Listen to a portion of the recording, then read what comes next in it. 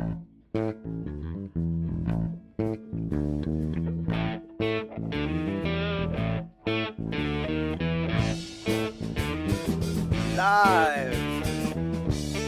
from the man cave, Studio B. Is that my line? Is that the line I'm supposed to use? Live from the man cave.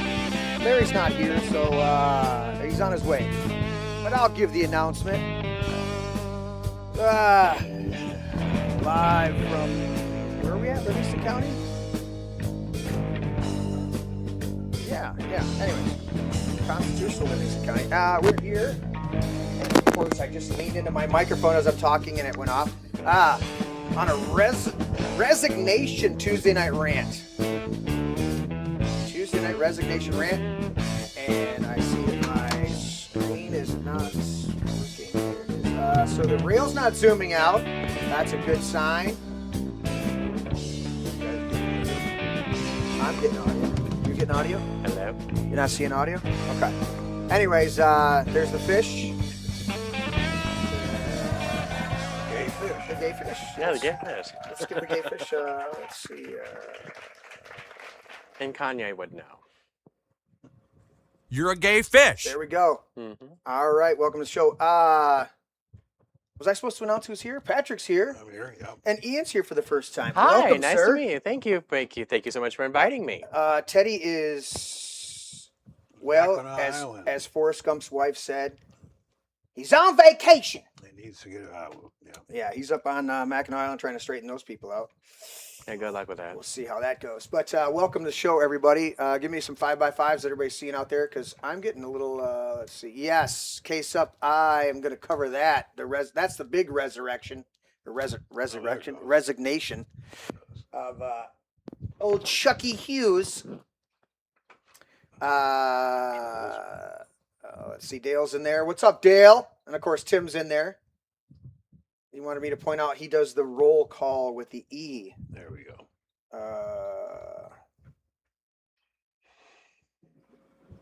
Wrong opening cam with no person?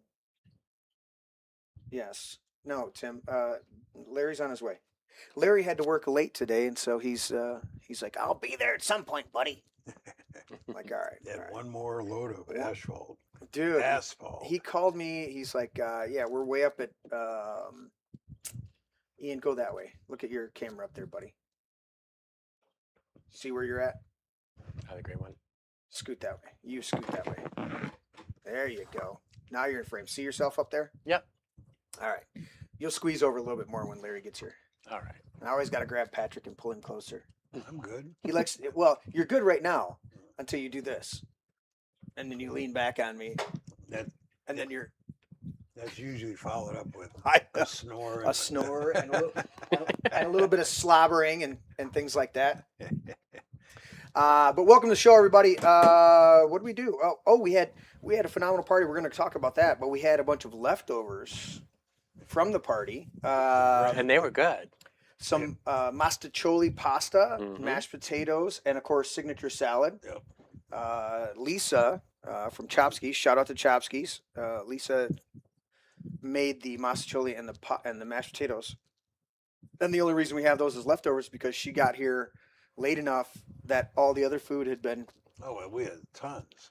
Dude, We how? started off with ribs, and that's, Shout out to Joe, our good Joe. friend Joe Farkas. Made ribs, dropped them off. the guy's a character. I mean, at a 4th of July party, Joe shows up with a big plate of ribs, a big, huge thing of ribs. 10 minutes later, it's like, I got another party to go to. See you guys later. And he leaves the ribs. That's a good friend to have. They're seriously good ribs. Oh my goodness. And then this guy here had 2 briskets that came off the smoker. Oh my goodness, though, that was so good. You Dude. could tell you were working on it all freaking Dude, day. did that stuff turn out phenomenal? Oh, it did. Oh, I was amazing. cutting them with a plastic spoon. It was that time. That's yeah. You know? You guys, it was like you and Alan and your other buddy, Ron. Yeah. The three of you are standing there with plastics, like not even the good plastic spoons. Yeah. The little pink ones we had for Jocelyn's graduation are still in there, and you were using the pink ones and just scoop, just cutting them right. And I was like, dude, yeah, that stuff turned out phenomenal. And then, but the chicken did too. The chicken, the thighs, and the drumsticks. I caught Mom Tanya's mom eating them, the thighs yesterday, because we always take the leftovers up to her, and she's like, "What did you put on these? These taste phenomenal." I was like, "Well, I did the garlic honey, which I usually use, but I spray them all down with olive oil, and they did the garlic honey, but then I put them on the smoker because I already had it going for the brisket, and I just put them over and filled up the whole rest of the thing, and so they were on there for almost 2 hours for the chicken. Oh, the chicken. But the brisket I did 6 hours. Yeah, that's what. Yeah, and then we were, you're like, I brought it in and I'm looking at it. I goes, I gotta let it rest. And you're like, and then 3 minutes later, I popped the thing and you started yelling at me. You're like, let it rest. Anyway, so that's a little bit of a dinner recap. It's good stuff. And of course, signature salad that you brought for the party that never got touched. Well, the people have this stigma around lettuce right now. It's like, oh man, explosive diarrhea. I don't want to touch anything. You know it's what? green. I didn't put that in the notes. That's something that needs to go in the notes. We got to talk about that today because Jocelyn, she's up north with Brandon and his family, and she was down for a week after eating at Taco Bell. Oh wow, dude, Taco Bell.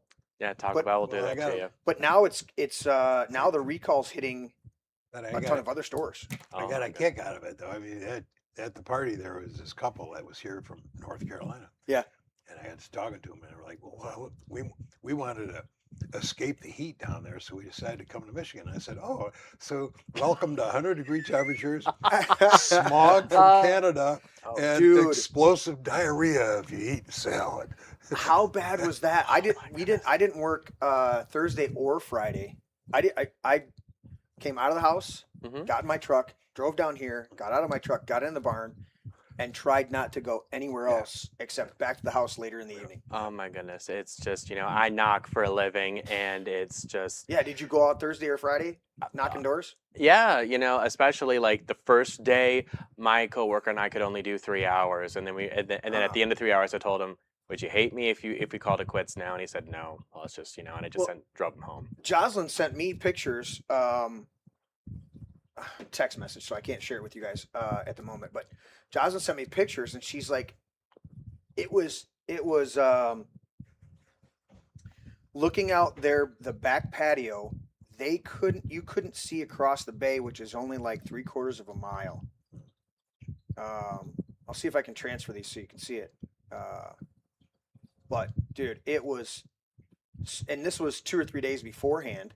And Tisha texted me too. She's like, "Are you seeing this?" And I'm like, "No."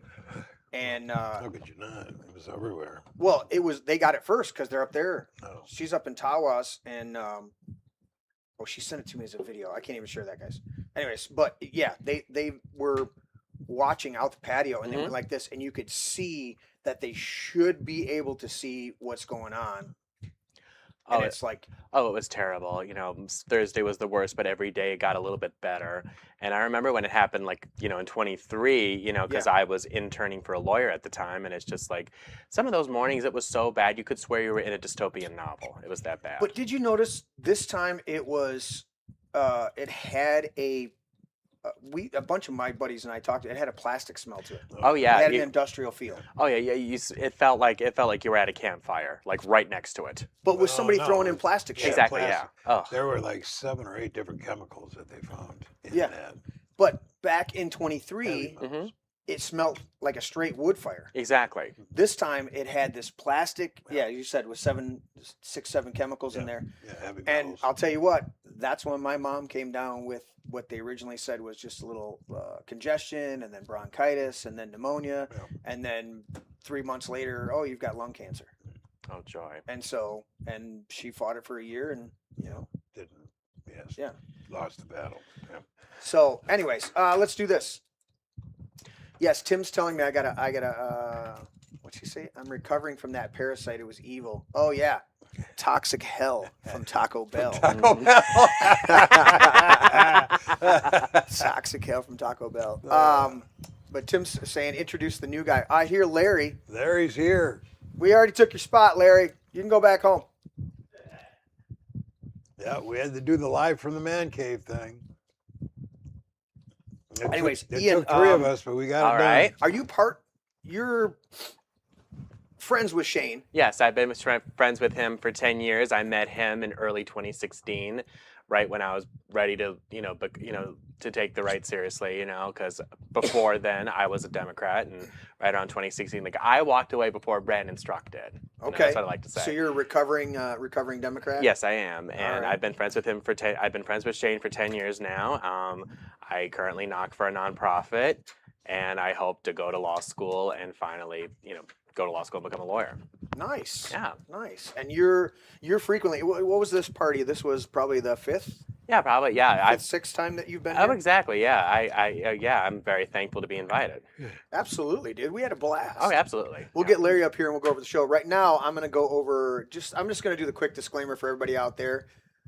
Since you guys know all about this, let's see here. I have to update this again. I'm going to update it again, but Right. not today. Okay. Come on, update it. Well, and I changed my menus, so I'm looking at my menus trying to figure out where my look at how that just did that. You see that? Mhm. And if I push that wrong, okay, so I gotta go. Yeah, I updated my menus. All right, here we go. There it is. Notice this podcast is raw. All right, you douche. Unfiltered. It's not switching. Raw, unfiltered. You guys have to read it behind me because apparently my tablet's not wanting to switch it. There we go. All right. Notice this podcast is raw, unfiltered, and completely politically incorrect. We say Merry Christmas to the Pledge of Allegiance, especially the part about one nation under God. We thank our troops for their service, even though we may disagree with the wars. We recognize three genders, male, female, and mentally ill. Mm-hmm. As adults, we enjoy adult beverages. I haven't even poured mine, but Patrick's on his beer. So. Yeah. Yeah, here you go, buddy. I got to get the water out of here, so pour my Di-Serrano in it. You got to get me an adult beverage. What do you want? We'll have Larry bring it up here in a All second. righty then, yeah. We cuss. We do not curse or swear. Look up the definitions, please. It drives me nuts when they use them interchangeably. I'm like, Yes. dude, really? Yeah. We love Jesus, but we hate religion or religious hypocrites. If any of this offends you, please. Arrivederci. See you later. Get the F Yeah, out of Dodge. exactly. Don't let the door hit you on the way out. Exactly. Exactly. I got to figure out why my buttons are not. That one responded. But why is this one not responding? All right. I'm going to figure it out. I will figure it out. It's Larry's fault. He's not even here yet. It's his fault. Yes. Oh, he's here. I know, but he's not on the show yet. Oh, that's no excuse. That's not. That's not an excuse for him. Yeah. Well, I've heard a rumor about the wildfires in Canada this time around is they're trying to get rid of the homesteaders and shove them into the 15-minute cities. Okay. I got it to work, guys. I don't know what button I pushed, but I got it to work. That's because Yeah, they're trying. Well, they're trying. That's what they did in Lahaina down there in Hawaii. Was was burn them out, and still very little coverage. I watched a number of videos on it. Very little coverage on the fact that all of the anything blue, Mhm. survived without incident. Isn't that fascinating? There was coat racks with blue coats on it that survived, and the whole rest of the building around it's burnt to the ground. There was blue roofed houses, and it survived. You know why? Yeah. Project Bluebeam. Mm. Because that's the lasers they use, and it doesn't hit anything blue because of the frequency of the color frequency they use to start the fires doesn't target blue stuff. They had a frog. There was a picture of a frog that was petrified, like perfectly looking frog that just got, and it's a stone now.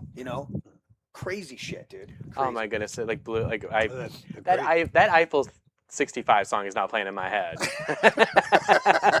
the crazy shit was Exactly, that they yeah. blocked off the roads and they had military grade guys in there with weapons, keeping people and not letting the families go. Yeah.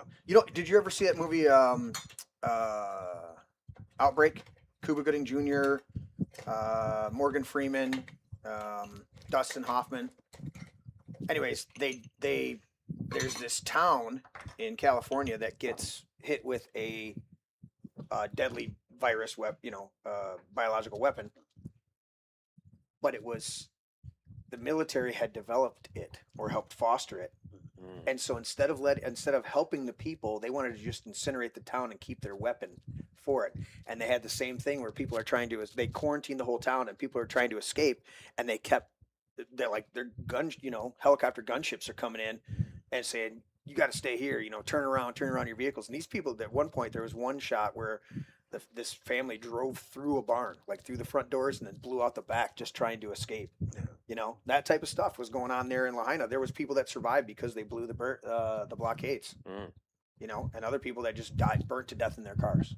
And it was, again, they're trying to gain the land. I think that's what the data centers are about. Oh yeah. I think that's what the wildfires are about. I think that's what anytime there's a crisis of I think that's what the water shortage going on right now throughout the south or the West. Southwest, yeah. I think that's all about resource control. I don't think we actually are having the droughts that they're saying. Maybe we are. Yeah. But I'm suspicious now of everything. Yeah. Mm-hmm. And after what we went through with COVID, who wouldn't be? Right? Exactly. And they tried to do that again. What was it? Monkeypox? What was that one? They tried to float that one. It was so stupid. It was. And then what they tried to, I mean, if anything was legit, some people wearing masks over this past week, that was legit. Yes. But the rest of that shit's it's ridiculous. Oh, it was. What are you looking to drink there, buddy? Me? Yeah.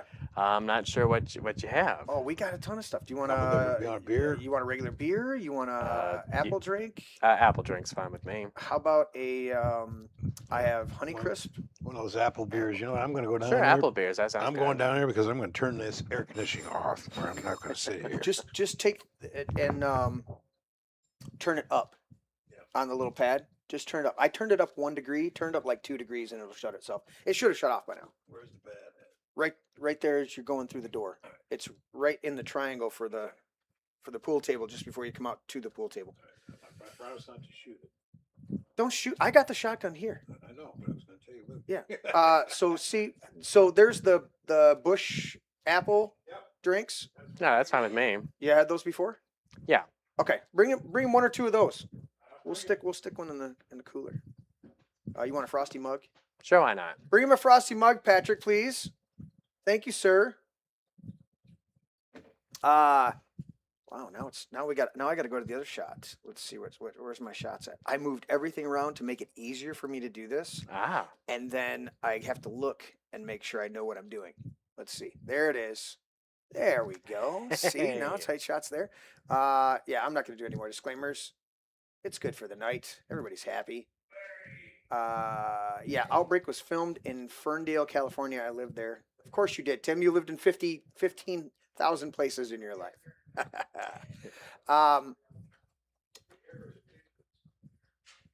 just talk down there like we're not on air. Can you hear them? I can, yeah. Dude.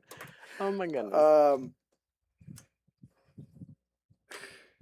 Hey, this is all brand new to me. I'm in it for the fun. Pat's mic was because the air is coming right down, and I turned it down 10 minutes before the show. We're going to get into Chuck Hughes tonight, resigning here in Hartland. We're going to get into more election fraud revelations. I'm saving this one for Larry because Rock and Roll Hall of Famer Jonathan Cain of Journey blasts Springsteen's leftist rhetoric. Tyrone Township Board goes silent after being asked about data centers. That's more stuff. And of course, we didn't touch on it last week because we lost power halfway through the show. But Lindsey Graham passed away. And is there any word on Mitch McConnell? Do we know what's it? I wouldn't be surprised if it was Weekend at Bernie's over there. So, Dude, yeah. You know what, Dale? We probably will. But if you don't say it, Larry won't mention it. They're asking me if we're going to talk about certain people on the show tonight, and Larry has a certain proclivity to mention these people every show. Well, now he's not going to laugh. Oh, gee. Yeah. Anyway, so good time at the party, Ian. What else did you do this weekend? Oh my goodness. You said you took a little bit of a day off on or half a day on Thursday. Oh my goodness, yeah. It's just I work all the time anymore and just wanted to rest because. So how does that work? You're knocking doors on a. That's your main. Yep. Thing. Now, what do you? Is an hourly rate? Is it something like that? It's hourly. Okay, and so you have a neighborhood that you're going to hit. Yep. And so, who are you knocking doors for right now? Mike Rogers. Okay, we'll forgive you for that. Well, thank you.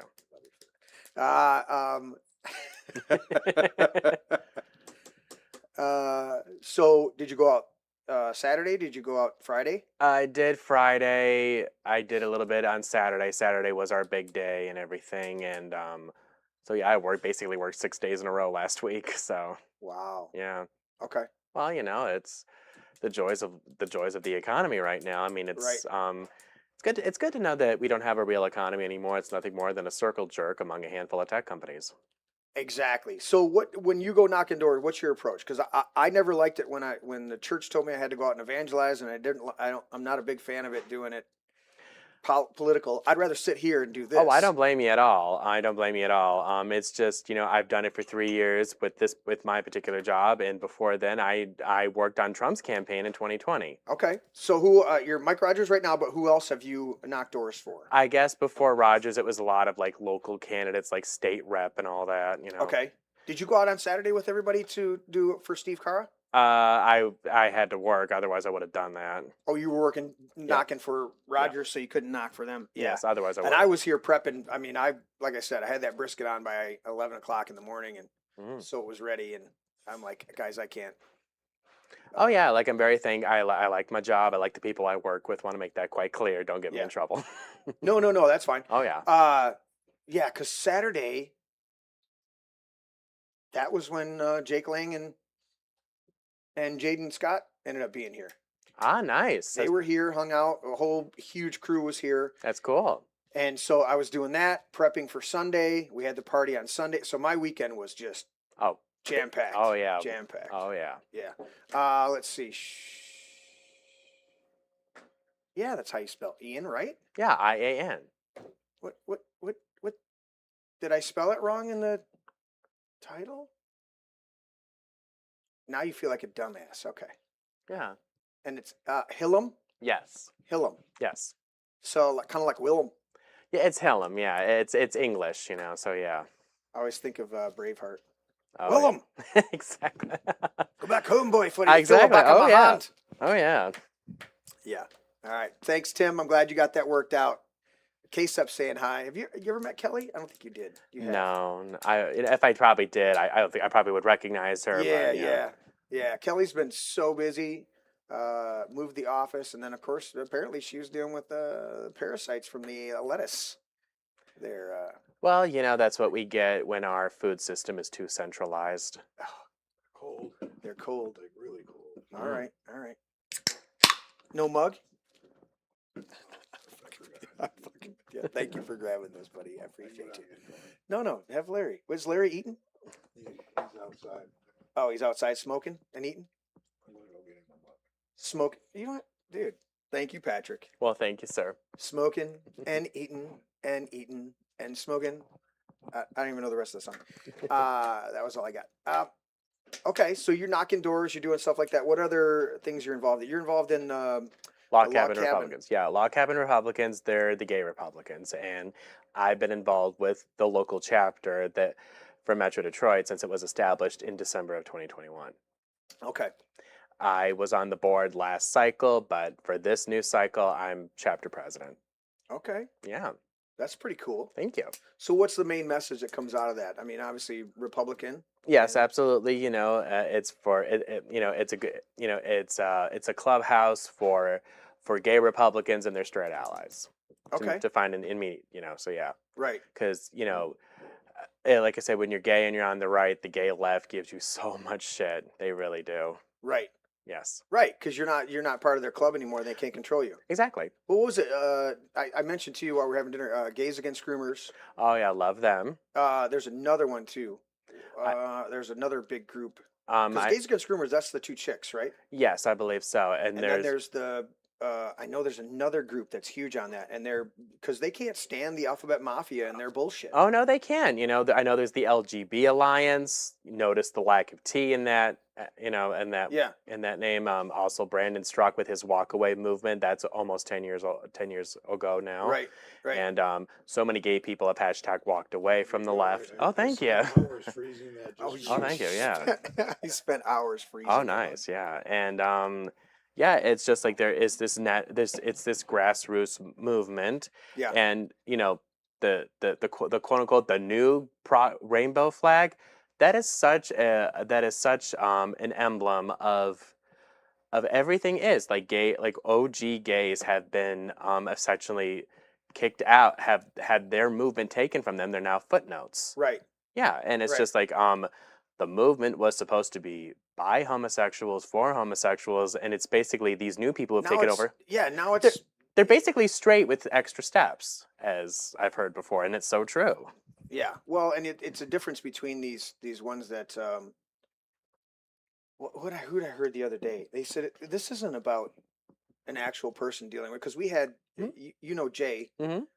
Locke. Yeah, You know Jay, right? I think so. Tall Mm-hmm. Jay that was here for the party. Oh yeah, I probably would recognize him. So Jay came on. Jay is dealing with the detransitioning Oh after yeah. 19 years. Wow. But Jay was dealt with the DIE Mm-hmm. poisoning, Yeah. where Jay was born with messed up genitalia and actually XY, I think is how it's Jay described it.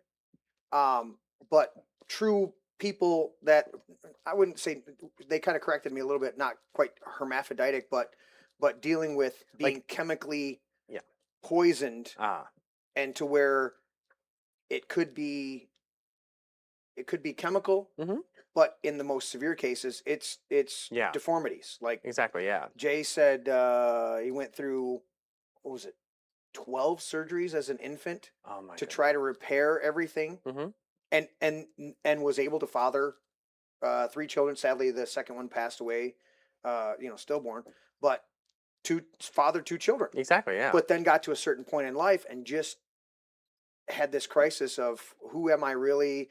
I've always had a woman looking body, Yeah. with and the features, the narrow shoulders and these other things, not Michelle Obama type, but and same way, Jay's like, I can't stand those, the trans, because they corrected me. It was Jay is transsexual and they're transgender. Oh yeah. And Jay was like, no, because I met Jay as Jane. Yeah, and it's like, okay. And then, but Jay said he said, I got to get right with the Lord. And this is part of my process of doing that. Not that Jay was not necessarily, but it's like, Jay's parents named Jay JC, the letter J and the letter C, because they didn't know what name to give Jay as a baby, because there was no distinction, or very little distinction. That's how this kid grew up. Yeah, and that's a legitimate situation. That's a legitimate issue. These other people that want to, I can't remember who it was that said it the other day, but they're like, it's just a guy that wants to put on a dress so he can sneak into a little girl's bathroom. Oh, it is. Back in the day, they would have made fun of this. It would have been a sketch comedy. A teenage boy putting on a dress so he can go into the girls' locker room. Oh, Larry's arrived. What's up, sweetheart? How you guys doing today? We're all right. It's a long day at work, buddy. Did you get something to eat? Did you wolf it down? I did. I did your cold opening. I appreciate it. It was bad.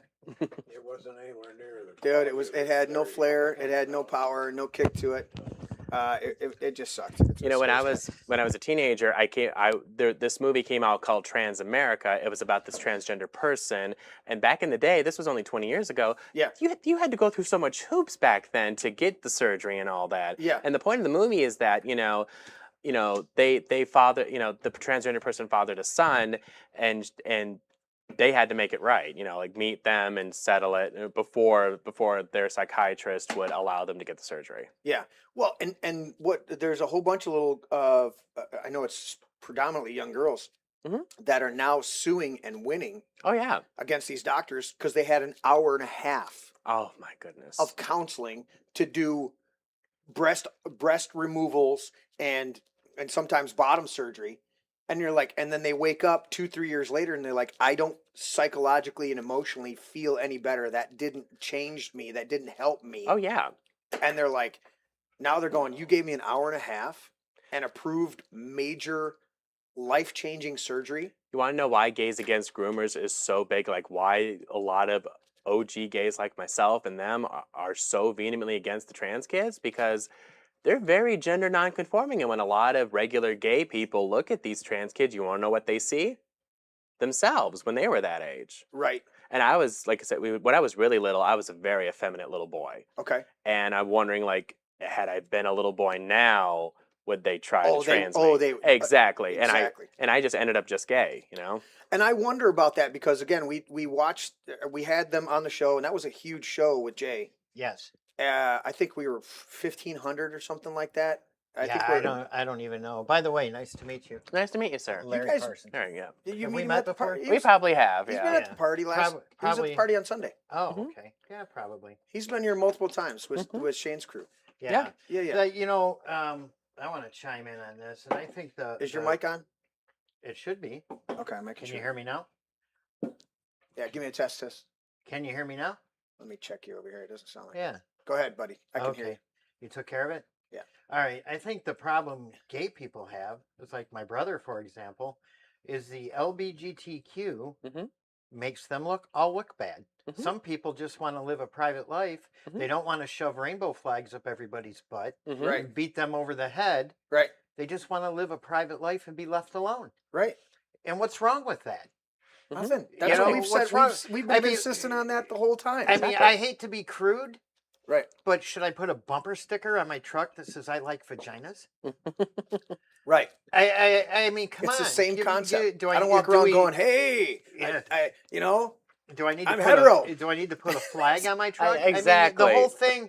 Do we need to start having parades, dry humping our wives on the street? I mean, Dude, when you see them going down and they're completely Oh, naked my going goodness. through the. yeah. like, well, what? see, that's the thing. And That's just this whole depraved. That has It nothing to is, do with it sexual is. orientation. That's just You know, depravity. Exactly. If we Reading have trans- public indecency laws for a reason. Okay, you know, why can't you just go live? Go live your lives and live peacefully with each other. I'm not going to call him any names. He seems like a great guy to me. Thank you. Dude, I mean, I just met him, Exactly, yeah. but I don't have a problem with him. He hasn't done anything to me. My brother hasn't done anything. You know, he's a big conservative too. You know, but I mean, people would just want to live their lives. You know, what? You don't need rainbow flags in schools. You don't need transgenders in the bathroom. None of this was around. This is all crazy stuff. It is. This is all crazy stuff. I'm 35. None of this was around when I was a kid. Mm-hmm. Not at all. Like none of this at all. Yeah. Well, and Kelly can tell you. Kelly said it on the show before. Kelly was an extreme tomboy. She actually wrestled. She had to fight hard and wrestled in the boys program. That's true. As a wrestler. Mhm. Now they didn't. I don't think she ever got a match, but she was qualified. Yeah. But the boys wouldn't wrestle her. Understood? You know. Okay. Yeah. But she didn't wrestle as Yeah. a boy that was actually a girl. She wrestled as a girl. She was like, "I'm a girl. There's no girls wrestling team. There's a I want to huge wrestle." difference. She was different, but they would have done the same thing, Yes. of trying to transition her because she was a tomboy. Now you There's- look at her; she's There's a huge difference beautiful. between a female, a woman, yeah, that wants to play men's football, and a dude that wants to beat up little that- girls in a volleyball or swimming that wants to fracture women's faces on the soccer field. exactly. You know, there's a huge difference between the two. If Yeah. a woman wants to play in men's sports, she's doing so knowing the consequences. Yeah. She knows what she's doing. She wants to compete with the guys, and she's doing so out of a choice. Yep. But when you turn the table the other way, when these transgenders come in, and they want to put on a dress and a skirt And just beat up on a little girl. and hang out in the women's locker rooms and expose themselves, and Ew. then go out in the field and beat up on girls, Mhm. right? The girls aren't getting choices no more. Right. This is all being forced on them. It is. Two completely different scenarios. Totally. And that's why I am an avid person Yes and against no, the because LGBTQ. it makes me think of one particular concern: wrestling. Yes. There are women that are awesome wrestlers. Yeah. Now think about the little teenage boy that has to go up and wrestle against a Well- female competitor because she wants to wrestle. He's confused and he's has a combat going on in his head because Dad said to him for Never years, hit a girl. yeah, yeah, Never so, hit a girl. right. And So it's like, oh, what? How do I approach this? And I Yeah. get And that. now he's embarrassed because she kicks his ass because he is not going to go full Or- force Well, see, against What him. about the other scenario? He just beat up on a girl if he wins. Exactly. And he Well, defeats the girl. and look at Everybody says, "Oh, well, you just beat up on a girl." Yeah, All right, so look at Are chat. you a man now? yeah. Look at chat. Kelly's responding, and she says, "Absolutely, they all forfeited, but she didn't feel she had any other option than to join the only wrestling team that was available." Now, here's the legacy. Mhm. Her son's a wrestler. Yeah. She gets it from mom. You remember that movie with the kid that was the pitcher? Mhm. And he what was it? Can't remember the name of it, but it's the one where he's the little kid and he messes up his arm and one of the tendons grows back a certain way, and all of a sudden he can throw this heat and he's like 12 and they draft him and Gary Busey's in it and everything like that. And it gets to the end of the movie, the climax of the movie, and he ends up falling and re-injures it, Mhm. and now he can't pitch, but he's still on the mound. He's got to play. Yeah. And he ends up pulling up the glove and realizing it wasn't his dad's glove that he never knew. It was his mom's glove, and she'd put a sticker over it. And it cuts this scene of her smiling and nodding at him, going, "Yeah, honey." So there's and none of these things. What did she say? My son experienced wrestling a girl, told him to treat her like any other opponent. He won, but went easy on her. Yeah. So I mean, Yeah. But she wasn't wrestling as a girl pretending to be a boy or saying she was a boy. Yeah. She straight up wanted to wrestle as a girl. Everyone laid their cards out up front for all to see. Yeah. Now on that case, I understand exactly what you're saying, Patrick. I think wrestling is unique in that you're wrestling against weight class. Yeah. It's not like this, 6'4" fucking volleyball player that didn't one of the girls Had permanent. was she permanently a paraplegic or I something like that? I heard about that, and that was just so heartbreaking. That never should have happened. None of this would have happened back when I was in school. This would have been considered batshit insane. Dude, I had my two stepsisters, my oldest stepsister, she won her senior year in high school. I was a freshman. She won second in the nation in women's powerlifting. Okay, Good for her. In high school. All right, Good for her. now this will tell you she won second in the nation. She was in the heaviest weight class. Okay, big German thigh girl. Mhm. That's who my stepsister was. Okay, now I wrestled 105 that year. Mhm. And I weightlifted at I think I made it up to 112 or something like that. So I'm 112. She's probably 250, somewhere around there. Mhm. All right. My deadlift was all the way around. Mhm. My weights at my little weight were better than hers, Mhm. which was crazy. But she had her own program, to compete in. Mhm. I'm doing, and it was crazy to me because my reps at between 1.5 and 112, my reps on the bench were 165. My bench reps, and my squat was like a 345. I got 2 medals. That was when Reagan was doing the president's thing with Arnold Schwarzenegger. I got 2 different medals for that. I had 2 Cool. medals for wrestling. But it's a different world, and she wanted to play football with the boys. So they didn't, and I don't know if the program was already there or if she was the spearhead of it, but they had the powder puff. So it was the girls playing flag football, and they were aggressive. We were a football community. We didn't even have hockey up there. It was a football community, and I think it was during halftime that the girls would come out, and that's when they did their scrimmage. And it was great. They had fun. Everybody had fun, but they weren't going to compete against it. A 200 plus girl competing against a 250-pound high school athlete. There's no on a football field. No, their bone structure, the situations, and they can have some determination, but damn. Yeah. That's why. So I like that. But anyways, I like the comment section up there. The comment that says that most trans people I know are in a heterosexual relationship with their trans partners. It's like, yeah, it's straight. Yeah, it's being straight with extra steps. it's weird. I know it's weird. It's like, well, there was a couple. I don't know where it was at, but I saw the thing. This was a few years back. The guy transitioned to be a woman, the woman transitioned to be a guy, but they kept their bottoms, and I'm like, what is the fucking point? I know. I know, right? I know exactly. Like, what's up You with want to that? wear clothes, fine. It's like, dude. I mean, So they were married, but they each transitioned. I guess, yeah, that's how it was. It was just, and they tried to tout it as this great step forward, and I'm like, okay, it's just weird. All right, let's get into some more of this stuff. Anything more on the party recap? We had a good time at the party. Oh, yeah, Lots of party good was- people here. Party was fun. We were supposed to do a little karaoke. The night got a little long. We didn't get into that, but the food was great. The fellowship was great. Yeah, the grand new party. The grand new party, yeah. Yeah. Shane Schrader, they're like, when can we do a thing? And then they like, the only time they had available was picking a Sunday, and I'm like, a Sunday? Still turned out great. Yeah. People got here around 2:00, Mm-hmm. and just had a blast. Some Amber, I later. think Amber was a little bit in her element, passing the baby around. She got to have such a breather because there was all these other ladies here that were like, oh, can I hold the baby? Yes, you can. Please. please take the baby. So that was fun. Youngest was I'm reading what Dale said.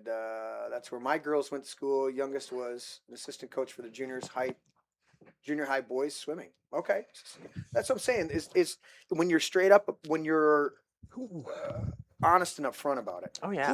Who's this crazy whack job in Massachusetts running for state senate? Did you see this one? No. Oh, the transgender.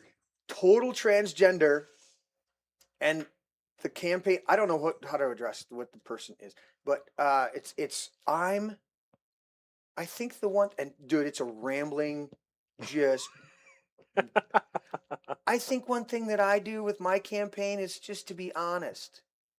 Okay, every politician should be, and they're not. Yeah. But you're gonna tout that as thing. This dude is on record saying that he has monthly menstruation.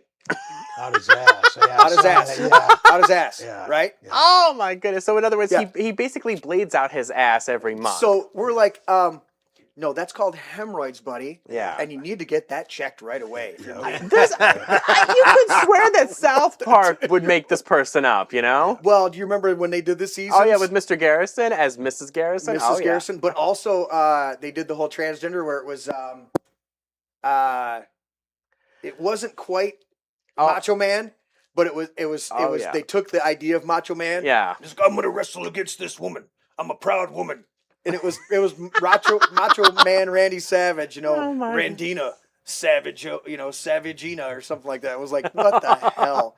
It was so stupid. Oh my goodness! Like the South Park episode around 20 years ago where Mr. Garrison transitioned as Mrs. Garrison.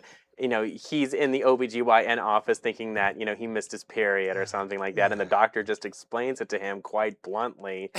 You had a sex change, Mr. Garrison. You don't have ovaries. You don't produce eggs, and it's just he goes, basically. So I'm not a woman. I'm just basically a man with a mutilated penis. And he goes, absolutely, absolutely. And didn't he go on to get a fin on his back to be a that's someone. dolphin? That's Gerald. That's the dad. different- That's one of the dads. Oh yeah. yeah. Dude, so stupid. Oh my goodness. That dude's in Maine, replacing the Nazi guy who dropped out. Thank you, Dale. I didn't have it pulled up, but yeah, you're exactly right. So this is how Susan Collins keeps getting reelected. Right? Dude, some crazy shit. So we've got some stuff to talk about. Larry, do you want to do Midwestern now, or do you want to wait? No, we can wait on that. I mean, do we got some stuff to tackle? We do have some stuff on there. Look at the top on the latest brain freeze section of your paperwork there, buddy. What do you see there, Larry? What do you Oh, see looks there? like Chuck Hughes sets resignation date. What? Well, Super Chuck, what the yeah. fuck? Chuck, Is it too early to cuss? Chucky Hughes is resigning. Well, he's retiring in January. Yes, so Hartland Schools is very blessed right now. But he's not set till December, right? I believe in January he's stepping down after his 60th birthday. I'm trying to find, because Scott for, Yeah, Jeff Scott for Hartland Schools. yeah, is it under Jeff Scott or is it under, I thought it was Scott for Hartland. Yeah, go Scott Pressler. There it is, Scott for Heartland Board. It just didn't want to give me that feed. Yes. Right, because it's a political page. See, Scott Pressler's another great guy. I met him a few years ago. Right. Same You here. ever met Scott? I don't think I have. I have. Scott's awesome. He's cool. Yeah. All right, so here it is. Let me see if my buttons are working. Brave wall feed. There it is. Okay. Hartland Schools Board meeting update. Superintendent announces retirement. Yay! Ding dong. The witch is dead. The wicked witch. Am I saying that right? Yeah. Which old Dumb- witch? The wicked The witch. dumb shit. Did you push that? Oh, there it is, right there. There's a thing from Larry. We'll skip over that. Where? Right there. Oh, Attention Heartland voters. Conservative candidate. I don't know what that is. Oh, the conservative candidates for Hartland School Board are Jeff Scott, Luann Lathrop, and Al Curtis. Oh, those are the candidates. Please share this with everyone. We Okay. need to select a new school superintendent, one that actually reflects Heartland values, not another flaming liberal like Chuck Hughes. Yeah. And So- so let's see what it says. Dear Hartland School, please contact Chuck and inquire. What is this saying? Please contact Superintendent Chuck Hughes and President Kristen Coleman with the Heartland Consolidated Schools and inquire why an elected board member was not given the results of the district survey, but instead was told to FOIA it, costing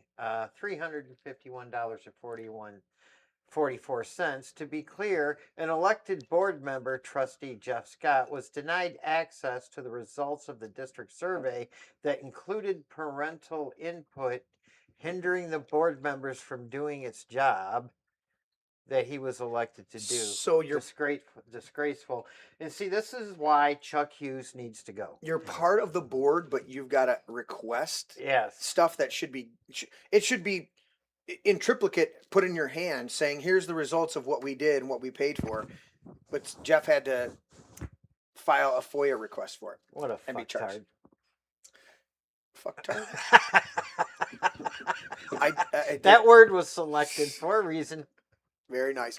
For those of you in the audience that don't know about that saga, a few years back, we actually we had Glenn Gogoleski Yes. and Greg Keller, From the Heartland School Board. and they brought up the fact that Chuck Hughes had suppressed an incident that had happened in at the school. Where are you off to now, Patrick? I'm going to get my bottle of. Another bottle? Oh, you got to get your. Yeah, there's one of them. Oh yeah, your Basil Hayden. All right, you distracted me. Anyways, we had those two guys on for a nice show. It was a great show. Ah. All right, and they brought the official police report that Chuck Hughes had suppressed and hidden from the parents for a long time, until there was such an uproar that he had to make a statement about it. So, a number of years later, how many years was it? A year and a half later? 2 years later? It was From the I think incident? it was a little over a year later. I think. I had them on the show, Mm-hmm. and we were discussing it, reading the redacted police report on the show. Yes. And at a certain point, I'm looking at Glenn, and I'm like, listen.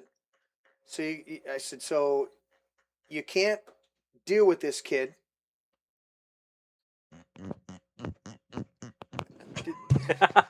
So you can't deal with this kid in any constructive way.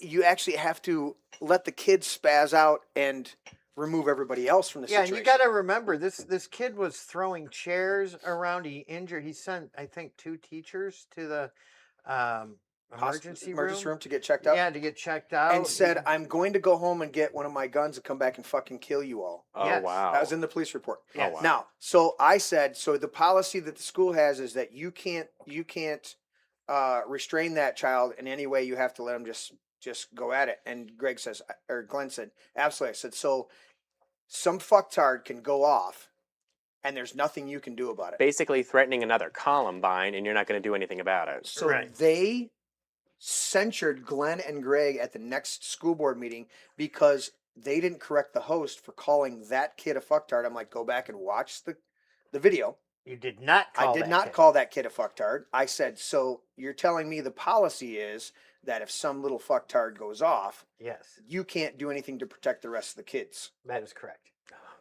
So that's why Larry used the pejorative fucktard in reference to fuck Hughes. Yeah, ooh, It was Chuck Hughes. My bad. Chunky. I yeah, said that wrong. That was a Freudian slip. yeah. Chunky Hughes. I'm so thankful I'm not in school anymore.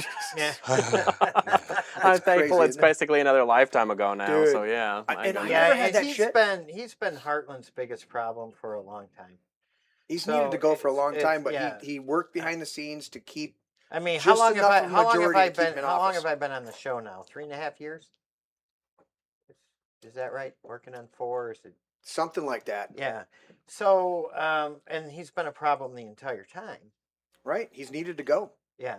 He doesn't. He's got agendas. He doesn't have the best interest. He's the one that allowed the so-called doctor to come into the elementary school and do, what was it? Heart check kids take their heart. Because basically he's a pedophile that was in there and just feeling kids up Ugh. in Yeah. the middle of the school, you know. And that went on. They tried to suppress that and not let the parents know that went on. And it had to be something, blow up about it. So, yeah. In fact, Tiffany posted something on that too about, Yes, Tiffany did. let me see if I can pull up Tiffany's thing. Well, we like Tiffany. She's a feisty girl. She is. She must be sassy. I think I saved it. Let me see if it's in my saved stuff. I like that meme. Mamas are really such a thing as perfect. Of course, they're called guitarists. See, no, that's not right. There it is. There it is. They're called guitarists. That's the one we're reading. Is there really such a thing as a perfect man?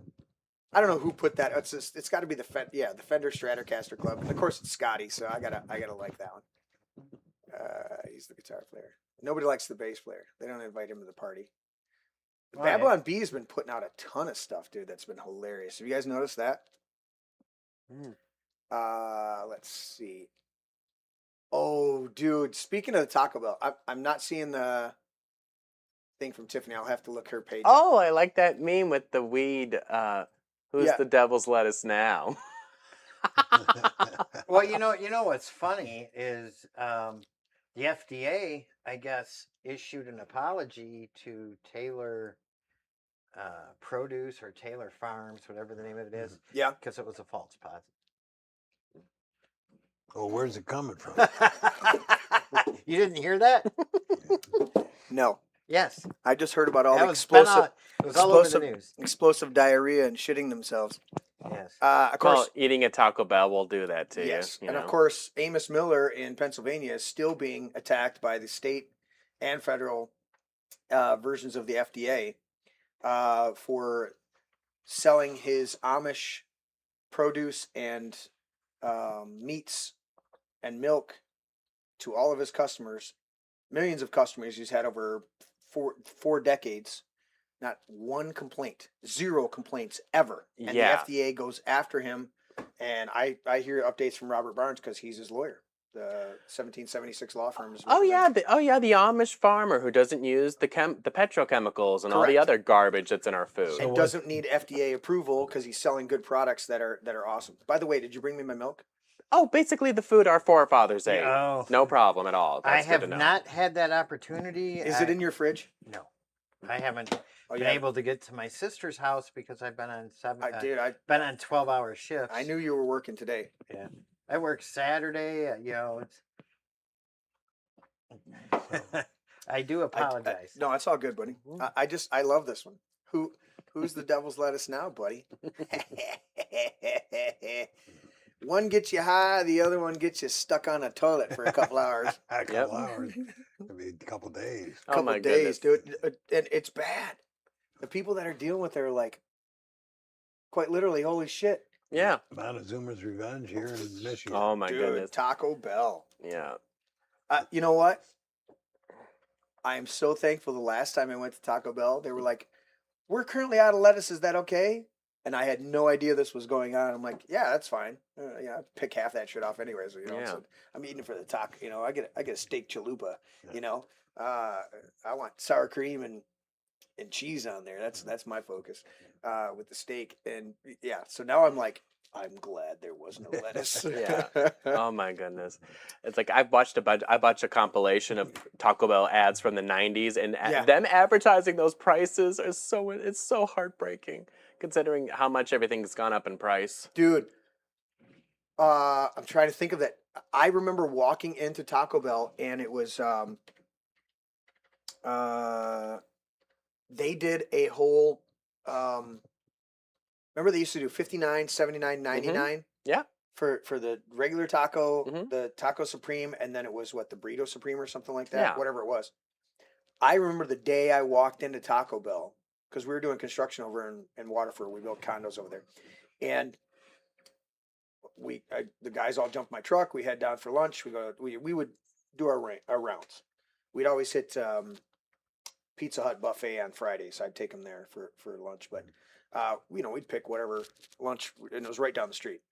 And we go in there one day, and I'm like, yeah, I'll take a couple of 79-cent Taco Supremes. Give me like 3 of those, and I'll take a drink and whatever. And they're like, they're 89 cents, and I'm like, what are you talking about?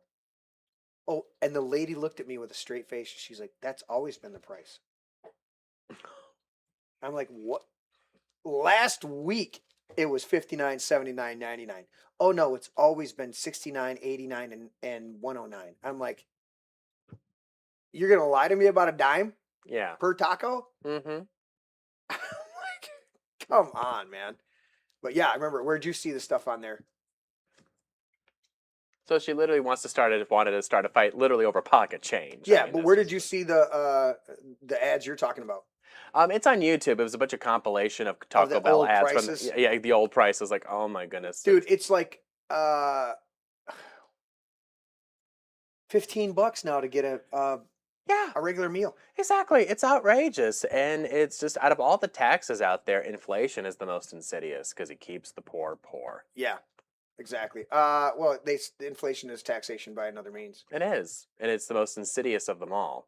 So she was posting conservative candidates for Hartland School Board, but I thought there was another thing where she posted about. I thought she posted something on Chuck Hughes. I'll have to keep looking up while we continue our other discussion, guys. Larry. Yes. Did we do enough on Super Chuck?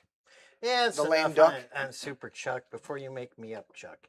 Super Chuck, the lame duck, up Chuck. Ooh, there's a broken. The only thing I say is, Chuck, have a wonderful retirement. Hope I never see you again. Yeah. How about go to your second house in Florida and don't come back? Yes. I've heard about so many local Republican big shots who have a second home in Florida. This guy's a Democrat. This guy's a straight up leftist. Yeah.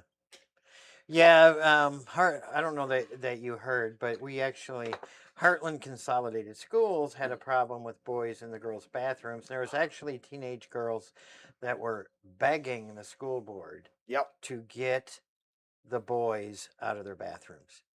And Chuck stood in their way. That's such nonsense. Did he run as a Republican because Livingston County is so red or something? It's nonpartisan. Right? The school boards are nonpartisan. School boards are nonpartisan. All right. But I think he was a principal and moved his way up. And all right. The problem is he never ran, but he sat on the board like he was part of the board. Your superintendent is not supposed to sit up there as a board member. He's supposed to listen to the board members and take his lead from them. Because he's not an elected official, he's an employee. Right. In other words, and he sits there and dictates to the other board members because he holds the liberal majority. Yeah, they're not elected; they're hired by the people that you elect. So it is the school board that hires the school superintendent. And it's been a 4-3. And he makes over $300,000 a year. Why is a school superintendent making over $300,000 a year? Yeah, what do you? Yeah, why are they wasting my tax dollars paying that piece of garbage? Right. Yeah, what were you saying during dinner about CEOs nowadays? Well, back in the day, like back in the 60s, 70s, 80s, the average CEO would make like 45, 50, 60 times the average employee versus nowadays. Some of the ungodly. It is, and even back then, they still had more money than most people could ever fathom. Right. Right. And you're talking about when they were making, that's when, 40 back then when the line people in these big corporations made good money. Yeah, and Now it's like they make enough money, not good money. yeah. You know? And the CEOs, they come in there for a couple of years, fuck up the whole company, and then get a golden parachute of multi-millions of dollars to leave. Yeah, and of course the employees, they get the pink slip and severance. We were I've never having heard of such a thing. Yeah, he's an employee of the board. Exactly right, Kelly. So yeah, Yeah, the board is supposed to order him around, not the other way around. Correct. And if you've ever watched the meeting, he had to, what was it, a couple months ago, he had to apologize because he was an asshole during the board meeting. Remember that, Larry? Yeah. He was a complete total asshole. yeah. Went off on Glenn was actually very politely trying to introduce something or ask a question, ask for clarification. And he says, well, forget it. Just take it off the table. It's not even important. Don't even do it anymore. He's like, Yeah. why are you getting angry? I'm just asking for clarification. I think there was some swearing involved too. How I classy. mean, cussing. Yes. Sorry. Yeah. I think there was some nasty words that were involved in there too. So You mean like, fuck it. We'll do it live. yeah. Yeah, he did have to issue an apology. He should apologize for being born. But that's my opinion. Oh wow. Yeah, Kelly's Kelly's how I really feel. Kelly's asking, why do schools have 4 principals? Why do high schools have 4 principals? Yeah, got to have assistants so the actual principal doesn't have to do anything other than political bullshit. It's absurd. It's just You're when not- and look at the scores. We're Yeah. we're 38th out of 40 countries. 40 developed nations. I used to be sympathetic to, the schools aren't getting enough money. I'm at a point, I've completely gone 180. So like, we've given you so much already. Where the hell is it gone? Yes. Exactly. Well, It's not only that, ridiculous. but what are you doing with it? Exactly. You come on. Yeah, You know- I mean, kids are studying gender studies instead. Exactly. They're Of not the learning anything. Constitution. Exactly. They're not learning anything real. Kids aren't. Heaven forbid, kids get to go on a field trip to, like, say, the DIA or someplace cool like that. But no, we got to spend money on all sorts of other stupid And bullshit. all of these homeschool kids, which there's been there was a huge resurgence of that. I mean, there was a lot of them, but there was a huge resurgence during the lockdown because the parents are like, "Fuck that, we're not." Exactly, because the kids are learning through Zoom, and the parents got a real they got a big sampling lesson. of what they were learning. Yeah, no bullshit. But He missed a good one. Mhm. Should we tell him about who ran against West Gary in the last? All right, what's going on? Heartland local Cat. cat boy. Yes. Uh, Cat boy. it- Cat. it's He identifies as a female So, cat. Ella- Furry. Oh, jeez. yes. Ella is a fella. Ella is a fella. Ran against West Gary for county commissioner. Yes. Kudos to you, cat girl. Wow, that really says a lot that someone like that could run for county commissioner in a county that's reliably Republican as Dude, Livingston. Yeah. Well, how we- many votes did they get? I don't know. He got slaughtered. I mean, Yeah, I live in Oakland County. I'm very thankful the part of Oakland County I live in is very Republican, very reliably Republican. Very what part do you thankful. live in? Holly. Oh yeah. Oh yeah, I'm very thankful for yeah, that. dude. I'm good. I'm thankful Yeah. about that. Yeah. Yeah, that's I don't know. Sometimes in Livingston County, like we have this group called Sage. Mm. Yeah. Have you heard of them? No, what are they about? Oh, Sage. Oh God, why did we get you started? Sage means stand against extremism, fight back against fascism. So one of their protests, they show up at one of our local churches Mm. Yes. and have a blow up penis. Yes. So as Like kids to a are going chair. in and out of school, they're waving rainbow flags and waving around a giant 6-foot penis to all the kiddies as they're going in and out of into Oh. church on a Sunday morning. Oh, yay! All because That- the pastor got duly elected to be part of the Hartland Library Board It was, and said, let's take the books that have adult content and put them in the adult section so the kids don't have access to them. but let's get an appropriate picture of this thing, okay? It was a 6-foot erect penis sitting in a chair with balls and everything. So- You're explaining this to the gay guy. That's funny to me. It was quite get literally the total package. Oh, wow. And the thing is, I get the bill for all that. I figuratively get the bill for all that, and it's like it's one of those reasons why I became a Republican in the first place 10 years ago. Like, is that I don't want to fucking do exactly they stopped representing my interest and my values. Right. Well, see, I mean that's the thing. There's a lot of gay people in the world that don't subscribe to the crazy. Exactly, and I'm one of them. Yeah, and when they do that, they take that rainbow flag and they. You don't take a rainbow flag to a church. No. Isn't the current with? flag with the black and everything like that? You take 4 of them and you put them corner to corner. It's a swastika. Yeah, it is, especially the new one. Yeah. Oh, yeah. Yeah. Yeah, and it's just like, with him saying about, he knows full well the kind of books we're talking about. Like some of the ones, I'm trying to remember what it was. It's Well, the ones I mean, some of the ones that were in Hartland schools, or some of the ones that were in public libraries. But they're just, what's wrong with teaching? Little kids that it's okay to suck an adult male's penis. Oh my goodness! Right? Is that wrong? You know the kind of books that were controversial when I was a kid that everyone wanted out of the libraries. Heather has 2 mommies. Tango makes 3. Like the gay penguins raising the little kid, Right? the little cub. Right. Yeah, or whatever Now it's straight up. What is that one called? The one where the older neighbor gentleman comes over and takes little Tommy into the shed in the back and teaches him how to do fellatio properly. Oh my goodness! Yeah. What is that one called? I don't know. Genderqueer. Oh yeah. Oh my goodness! That's one of them. Yeah. You don't your favorite girl, your beauty queen hot dog model. Alyssa Slobskin. Do you know who Slutkin is? Dude, we all Alyssa fucking know. Spitcan.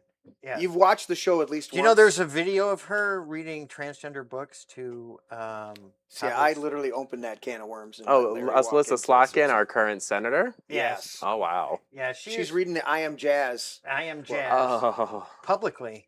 Yes.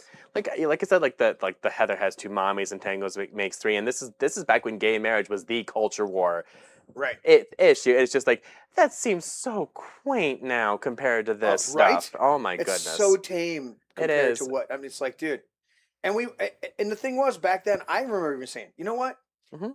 Marriage was supposed to be in the church, and if the church, if you had a church that wanted to do that, dude, have at it. I'm not going to do it.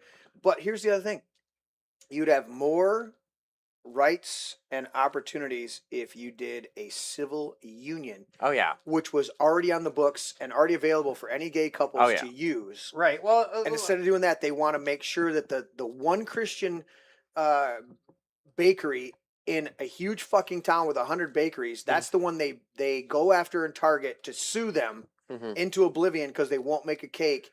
They said, we'll make the cake, but we're not going to put names on it, and we'll even sell you the 2 dudes, but we're not putting them on the cake for you because we don't believe it as Christians. Cool, that's your thing. But you targeted that one group when you had 99 other cake bakers throughout that city over there in Colorado that would have gladly done exactly what you wanted. I hated what they put Mr. Phillips through. I absolutely despise it, and I'm very thankful he won his court case. Absolutely. I'm very thankful. I'm very happy. Well, see, that's the thing, right? And see, they used it as a weapon. Yeah. All right. That's the problem. They use it as a weapon. Yeah. And the one time I can think of when the liberals, the far left, were right was when Roe versus Wade was thrown out, and they all melted down, and they said they're going to come for the gay marriage case next because they can make the same argument. Both cases were bad to begin with. Yep. Neither. I mean, the gay marriage case, I'm going to be honest with you, the federal government doesn't issue marriage licenses. They shouldn't be It involved. had no constitutional authority to even see the case. Well, the defense... So, but the key to the issue here is you hit it, right? And maybe you didn't realize it. You hit it. You said, maybe there's a church over there that does that kind of thing. I don't have a problem with that. Yeah. I'm not going to do it. Yeah. Bingo. Exactly. We have a First Amendment that is freedom of religion. Yep. Right? Do your thing. Right? And that's where that should have won. The gay marriage case, I think it's called Obergefell. Is it Owenfelder? It's Obergefell. Oh, thank you. Obergefell? Obergefell, yeah. Yes, right. What it did was it violated the 10th and the 9th Amendment. Both of them. Because rights not secured in the Constitution are reserved for the states or for the people. Right. There is no right to marry in the Constitution, the federal Constitution, except for under the First Amendment, which means, again, right back to the church. So if there's a church that wants to do that in a religion that's okay with, the problem is solved. But the way the judges interfered and they legislated from the bench, yes, they caused another problem. Well, the whole Roe versus Wade, the chick that they used for Roe versus Wade, she came out just a few years afterwards and denounced the whole thing and said she was used by the lawyers to do it. She didn't even want anything to do with it, and she never actually ever had an abortion. And she she became this staunch pro-lifer for the rest of her 100%. life. For the rest of her life, Yeah. right? Yeah. So, and then the other thing is, you're exactly right. The First Amendment is freedom. It says Congress shall make no law respecting or prohibiting, right? An establishment of religion. Okay, so when they are now in the business of issuing or marriage licenses, and you got to submit it to your state, Right. aren't they overstepping that boundary completely? Well, absolutely, but you got to look at how marriage came to the marriage licenses. Excuse me, piece of paper where the state says you got married. Where those came from, and that's simple. That just goes back to after the Civil War. The Democrats didn't want white people and black people getting married, so they invented the marriage you're license right, by the state. That's where the state Before took it. that, all marriages, birth certificates and death certificates came from the church. Came from the church, and you wrote it down in your Bible. We can trace back presidents. Yes. Before the Civil War, the only way we know that they were born constitutionally in the country was because it was written down in their family Bibles. Yeah. Or in the church records. That's right. There was no other things like that. But I will say there was some marriage certificates going on in, I believe it was Massachusetts and one other colonial state, because the Massachusetts Catholics did not want their congregants marrying Protestants. And so the church did have a licensing of a level, but it was not state. Well, that's it was not, right. It was not governmental. It was church oriented. That's all churches issued marriage certificates back in those days. Yeah. Well, the thing is with marriage, as we know it now, like through there's all marriage now is like a bundle of rights that you get from the from that's issued, like, because there's so many laws like inheritance law and all that. Yeah. You need an on-off switch for it. Right. And the thing is, like, if it were all up to me, if God bequeathed me to settle this once and for all, I would have gone back 20 years. Every state would have had civil unions for gay couples. Heterosexuals would have kept the M word. Every state had to recognize them. Uncle Sam had to recognize it for federal purposes. Right. And that would have been that. Civil unions are actually a better road for couples to go down. Oh, yeah. Because you have more. So when you go, think about it.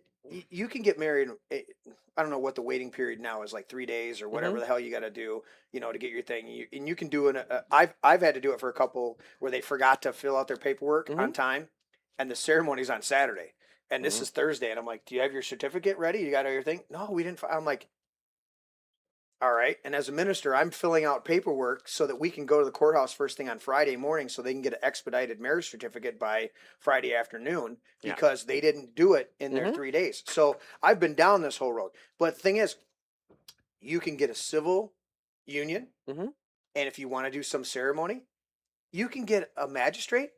You can get, there's, again, not even going through the church. You can go get somebody who's a licensed captain. Yeah. Licensed captains of a boat can perform marriages. You just jump on their boat, they do the ceremony, sign your paperwork, you're good to go. But the crazy thing is, you can sign a marriage certificate, do your ceremony, whatever, however simple or elaborate it is, in 1 day. Yeah. Sign that certificate. Say your actual ceremony, you're exchanging the vows, takes you 15 minutes, all total. Oh yeah, The whole party's huge. Oh yeah, when But it'll take you 6 months to get divorced. Oh yeah, with Or you know more. Or more. when Justice Alito wrote the Dobbs opinion, he made it quite clear that it only pertained to abortion. I know that it could apply to everything else, but he went out he went out of his way several times to point out Dobbs is only about abortion. Right. And I'm sensing that was the price that had to be paid to get Roe overturned. And I can imagine for a lot of Americans, especially a lot of Republicans, if that's the price I had to pay to get Roe overturned, well, then so be it. Right. And I know when Kim Davis, when her case was making its way through the courts last year, Amy Coney Barrett telegraphed, marriage, it has concrete reliance interest. I know Samuel Alito, when he was obviously not a big fan of Obergefell, but he famously said that, and it's settled law, basically said, I lost fair and square. It's just like, they know full well if they had to overturn Obergefell, it would be Dobbs 2.0. Right. And not to mention the fact that you would be undercutting probably one of the strongest arguments there was against overturning Roe is that abortion is a very controversial topic that belongs to the states, and it was wrong for this court to have a one-size-fits-all for it. Well, and they sold it for years. Do you guys, I mean, for years, Roe versus Wade was sold to us as if it came through the legislature, as if it was some type of consensus throughout the country, and it was one case that they hyped up, and the Supreme Court got it completely fucking wrong, and it was sold to us. I heard it for years as a kid. It was like Roe versus Wade, Roe versus Wade, Roe versus Wade. It's like they never did any legislation for this. Exactly. Versus Obergefell, they were, the court was already was already at the tail end of a trend already, and they just pushed it all the way over. Right. And so you get into all these things, and it gets That ridiculous. was John Roberts, by the way. Yeah. And you get so many things that you could do so much better, right? There's a better path to, okay, you do civil, and I said that 20 years ago to people that I knew. I'm like, just do a civil union. Yeah. You'll actually have more right. You'll have more access to, if one of you passes, you'll have more access to your pension than if you'll fight harder to get at the pension and be supported. Oh, I agree. If you did the civil union, you're gonna be in a better place. So many of these marriage amendments that religious conservatives pushed through 20 years ago, some of them were very scorched earth. They not only banned marriage, but civil unions, domestic partnerships. Like our state's marriage ban, for example, the Michigan Supreme Court ruled in 2008 that if you're gay and you work for the state, you couldn't add your own same-sex partner to your health insurance. That's how draconian some of these amendments really were. Right, and a civil union would have had a much better. And I wish Republicans pushed for it back then. I feel that this is... Well, you said it earlier. It would have, if they would have pushed for the civil unions and said, this is already in place, access this, use this that's already there, and leave marriage alone. Yeah. But see, you got to understand something. We're talking to somebody who's reasonable. And that's what I was going to bring. That's the difference. We have a Correct. guy sitting here that's reasonable. Well, and that's what I'm bringing it back to is a lot of them are not reasonable. Correct. Yes. A lot of them are, we're in your face. Yeah. You're going to do it our way, and we're here to take your kids. Isn't that one of their chants? Yeah. We're gay. We're in your face. Blah, blah, blah. I'm like, you're militant fucking assholes is what you are. Right. And I don't give a fuck what your orientation see, is. and You're an asshole. those are the ones that give everybody a bad rap. But and the thing is, when it's a weaponized strategy because you have other viable options to go after that would actually be better in the long run for you. And instead of just going after those simple things, they want it to be a weaponized assault, whether it's Roe versus Wade, whether it's like, dude, the argument that we always get, incest, rape, and life of the mother, right? Those are already all on the fucking books in all the medical community. Correct me if I'm wrong, Patrick. Those are already there. That if you have a rape or incest, that you can be with your doctor and I was raped. Okay, we're gonna do a morning. I don't know if the morning after pill. That's a recent thing, but there were ways of terminating a rape pregnancy because they have to do if you come in and you're raped, they're gonna do a rape kit anyways. They can do things. All right. And I've sat here and argued with people. I'm like, dude, 0.0. Is it 0.03 or 0.003% of all abortions are actual rape, incest, or the life of the mother? Okay, the rest of them are all birth control. So don't your fucking arguments. So in other words, that small percentage is basically a rounding error. And what they're saying is that that's the number one reason we have to have birth control through abortion as our topic. And then you see these fucking ladies that come out there and go, I love killing my kids. There are women that get pregnant on purpose so they can go have an abortion because they get a thrill out of it. I've watched the fucking videos. They're sick. Yeah, oh, of course. If these women lived in any other time, they would have been burned at the stake. Well, any other time, any other country, Mm-hmm. right? How can you be? I mean, how can you be that vile of a human being? I mean, Because that's the depravity. That's the Yeah, depravity yeah. of the alphabet mafia Mhm. who fuck it up for everybody else. Exactly. It's just depravity. Walking down the street with your genitalia covered in pixie dust Mhm. in front of 5-year-olds. Ew. What the fuck is wrong with you that you think that that's somehow an expression of your sexual? First of all, I don't walk around with my dick hanging out going, I like to fuck my wife, you know, Mhm. and act like that's a source of pride for me, you know? Okay. I don't even like it when some of my buddies go a little bit too graphic into their conquests. And I'm like, dude, I don't even want to hear I don't need to hear what you know, oh yeah. And I'm like, dude, I don't care, man. You know, your conquests. Okay, yeah, we like to have sex. Yeah, cool. All right. That's great. I Next don't question. need to fucking hear your graphic story of this chick that you were banging outside of a bar 20 years ago. I don't care. You know, it's like, tell me that you had a great night with this lady that you met. You're gonna like the opening Midwesterner story. Let me wrap this up. Yeah, wrap this up. Okay. I've always wondered if the elites have used the alphabet stuff to launder in how they really feel about topics like this behind closed doors. You know. Right. Yeah, absolutely. And that's what we say. What do you do? Do it. Have at it. I don't have a problem with that. You know? I mean, most of you brought up the burn at the stake. Most of those witch trials had nothing to do with them being witches. It had to do with property value, wanted to seize property. So you'd have a woman and her husband passes away and they say, oh, she's using herbs. Like everybody was using fucking herbs back then. Oh, yeah. You know? And they're like, well, we think she's a witch. And the tests that they would do on how she was a witch were so draconian and fucking stupid. If we put her in a bag and we drop her into the river and she sinks to the bottom, well, she's not a witch. But if she rises back to the surface, she's a witch and we got to kill her. You're killing her either way, you fucking assholes. Yeah. You're either drowning her or she's floating back up and then you pull her out and burn her at the stake. What the fuck's wrong with you people? But it was all about property. And there was a couple other things. I just watched a really cool thing on that. But yeah, You know, I feel like it's less about the gay people and more about the blue-haired, white, fat women Yep. that have nothing better to do with their lives than yell and scream and try to create havoc. I don't get this Pride Month thing. No, it used to be one day at the end of June to commemorate the Stonewall riots, and now it's turned into this whole month, and it's just I don't even want to bother. I blame the Republicans because they're the do-nothing Republicans. They let the shit happen. Yeah. And I have a real problem with the fact that this girl got ejected from the Detroit Tigers game because she was wearing a Jesus Over Pride sweatshirt. a simple shirt. Yeah. A simple shirt that had a rainbow and said, "Well, how about these players?" There was this huge uproar. You know what? This really happened? Yes. Yeah, How long ago?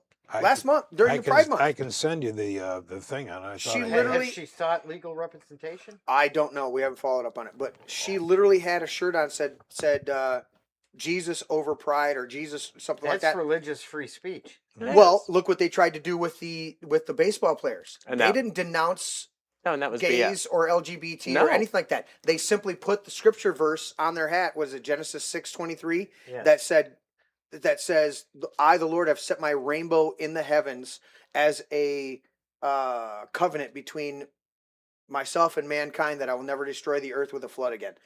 They literally just put that scripture on their hats. And it was the alphabet people who came off as the bullies, not the religious types. You Dude, know, they literally go, "I'm Mhm. I'm reclaiming this." I mean, Yeah. we had your sage friends Uh-huh.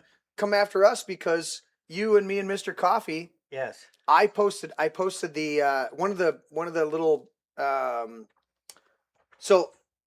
this is my brain, right? You see the logo, okay? It's literally an egg because in the 80s we had the campaign against drugs. This is your brain. This is your brain on drugs. And the guy's frying it and you say, any questions? Right? You remember that? Remember the PSA? I do. Okay. So my whole thing was, this is my brain. This is my brain on resignations.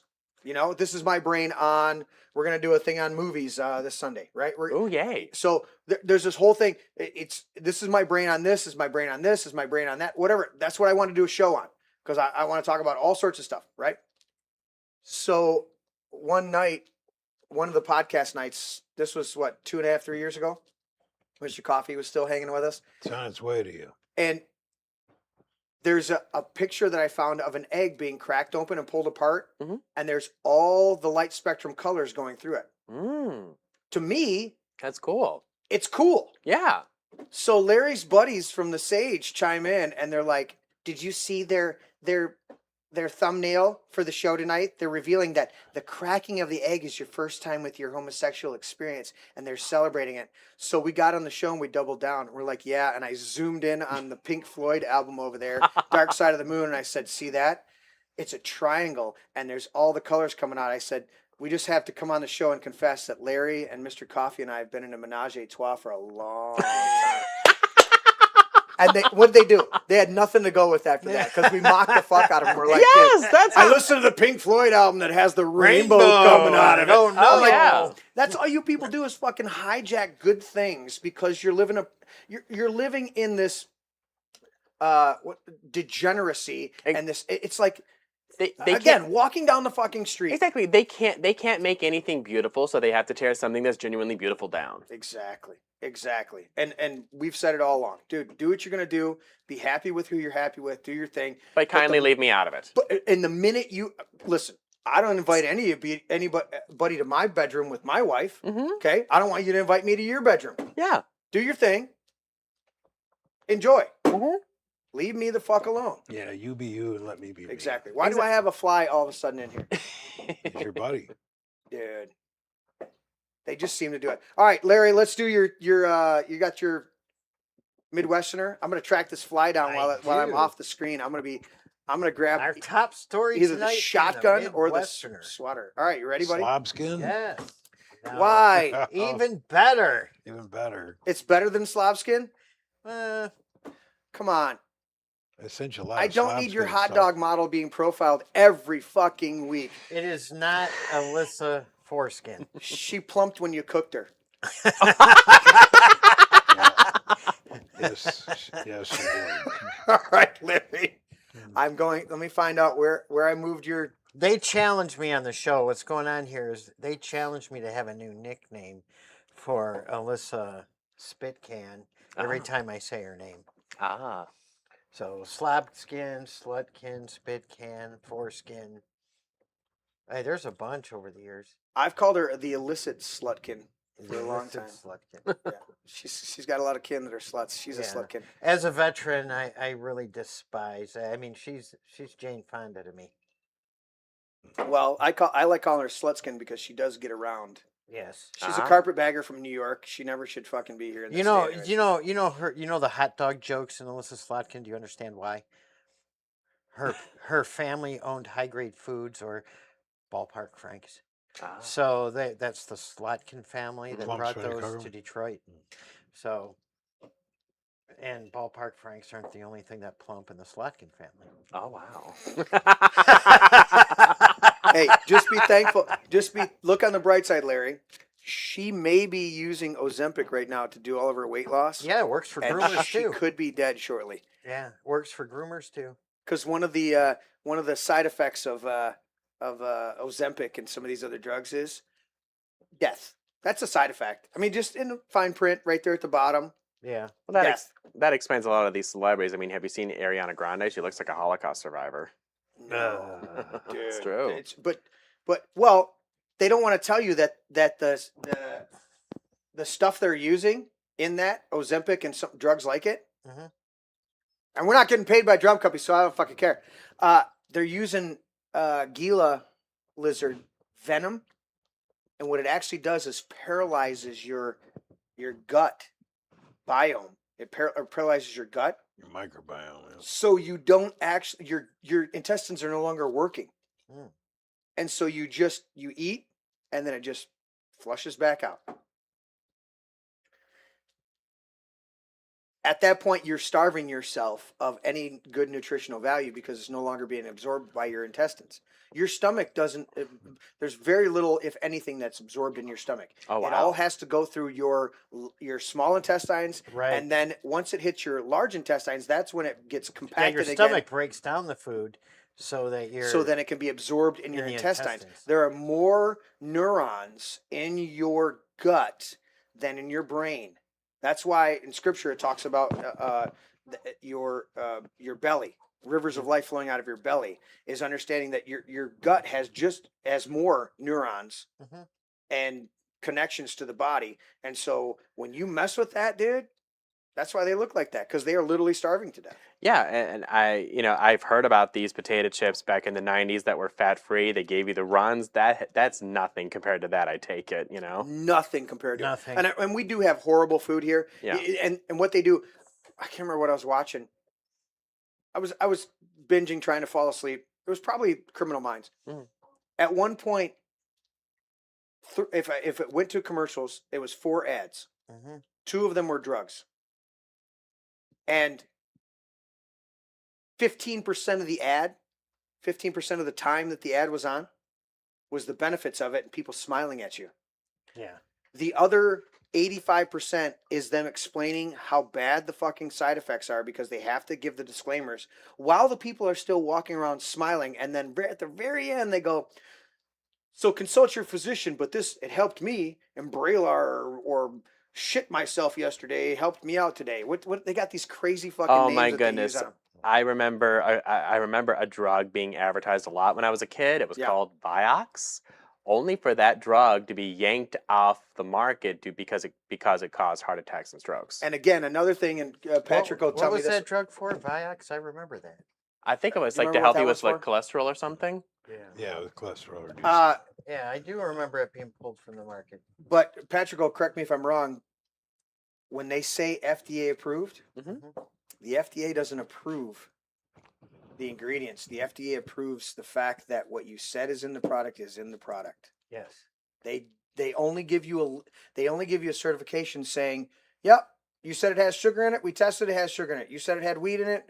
We tested it had wheat in it. You said it had this in it. We tested it. Yep, it had wheat." So when they say FDA approved, it just means that they're certifying that the ingredients you say are in there are actually in there. That's why they had to start putting on the label of the back of your products now, and I hope all of us are looking for them. I know a lot of us are.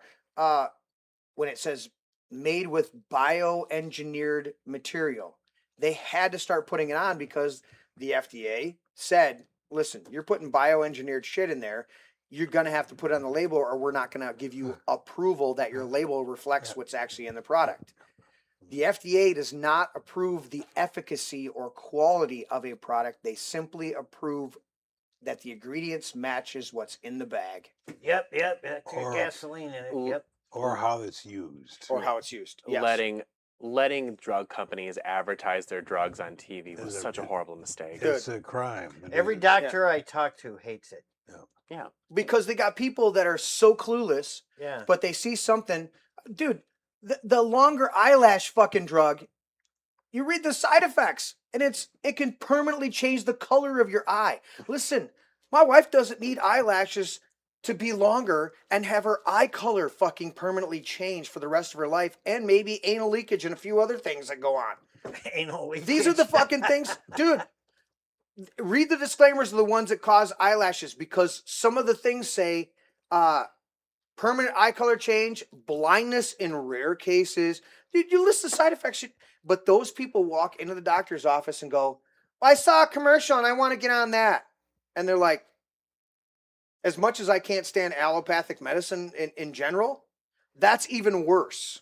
So You're an uneducated person trying to tell your physician to give you a drug that he knows you probably are not going to benefit from. It's going to hurt you. I've got a question to ask you. In the past week or so, with all this smoke going on, have you noticed people wearing masks again? Yep. I said that I'll take those. didn't go out other than to come from the house down to here and then back to the house. And I went out one time to go to Home Depot and come back and stuff like that. Very rarely.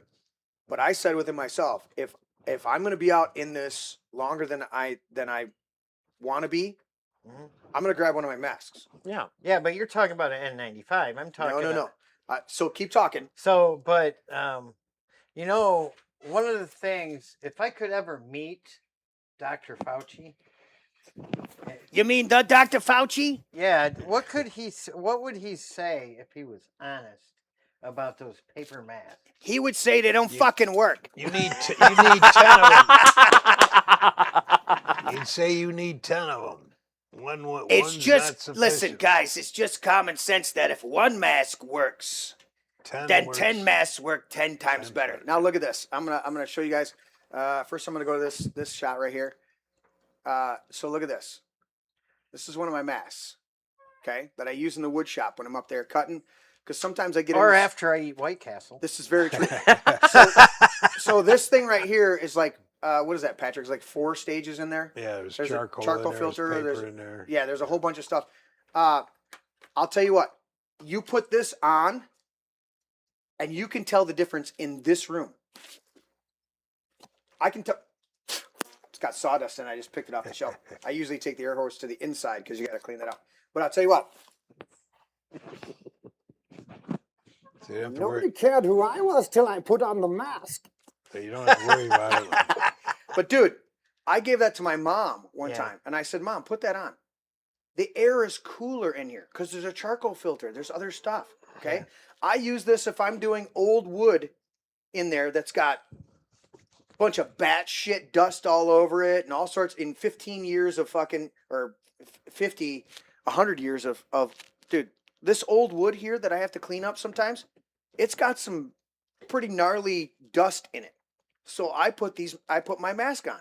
I contemplated throwing that mask on to go out on Thursday and Friday, and even a little bit on Saturday. I was like, I want to be out in this shit, breathing that. I mean, you two know firsthand that my mom came down from the 23 fires. That cascaded into her lung cancer that killed her. You know? So I'm like, I'm not playing around with this, especially when you come out and it smells like more fucking plastic than real wood. We do wood fires out here all the time. I have no qualms about starting a fire in my fireplace out here on the patio at the man cave and having it and breathing that periodically, just walking by the fire and breathing it. Why? Because I know the fucking wood I'm putting in it. I know the paper I'm putting in it. Right? I go out of my way to not throw plastics or treated wood or other things in there. Because I take the ashes too and I put them on, where the garden's going to be. Yep. So there's all that. So yeah, that was seeing people wear masks. I was like, it was honestly the only time that I was like, I get it. My favorite That's appropriate. thing to see when COVID was going around. Yeah. During the lockdowns was like somebody going down the road in a car And wearing a mask. and wearing a mask. The only person Dumb in the car. fuckers. Oh my goodness. I couldn't believe that when COVID was going. I'm like, oh my goodness, you suffer from libtardation. I'm so sorry. Dude, so fucking stupid. You're like, what? Now you get out of your car and there's you can see in 20 feet that there's a fucking haze of cloud, and they keep calling it. They called it fog on my phone app for the longest time. The weather, like, high increase. I'm like, that's not fog, motherfucker. Yeah, That's sure. not water condensation. Yeah, sure, hanging in the air. Jan. Yeah. This is literal smoke coming down from Canada. Isn't there something going on with that too, where they're talking about introducing some legislation to sue them? Yes. Yeah. There's been some talk of that. All right, let's go. Nothing's going to happen. I mean, come on. it's I'll really talk and not. bluster. Larry, Midwesterner. Yes. Let's go. Let me see if I got the right button here. Even the people, there we go. even the people in Toronto were bitching about it. Fucking right. You want to give our disclaimer? Am I giving a disclaimer? Yeah. This is a story about the Michigan State Attorney General. Oh, Nessel loses again as 2 more convicted. Oh, I read this Vicious today. bacon. I didn't read it on the Midwesterner, but I read it. There was a ton of it. Yes. I'll give what do you want me to give the disclaimer on? We've had the Null brothers on here. Yes. We had one of the other guys that got acquitted.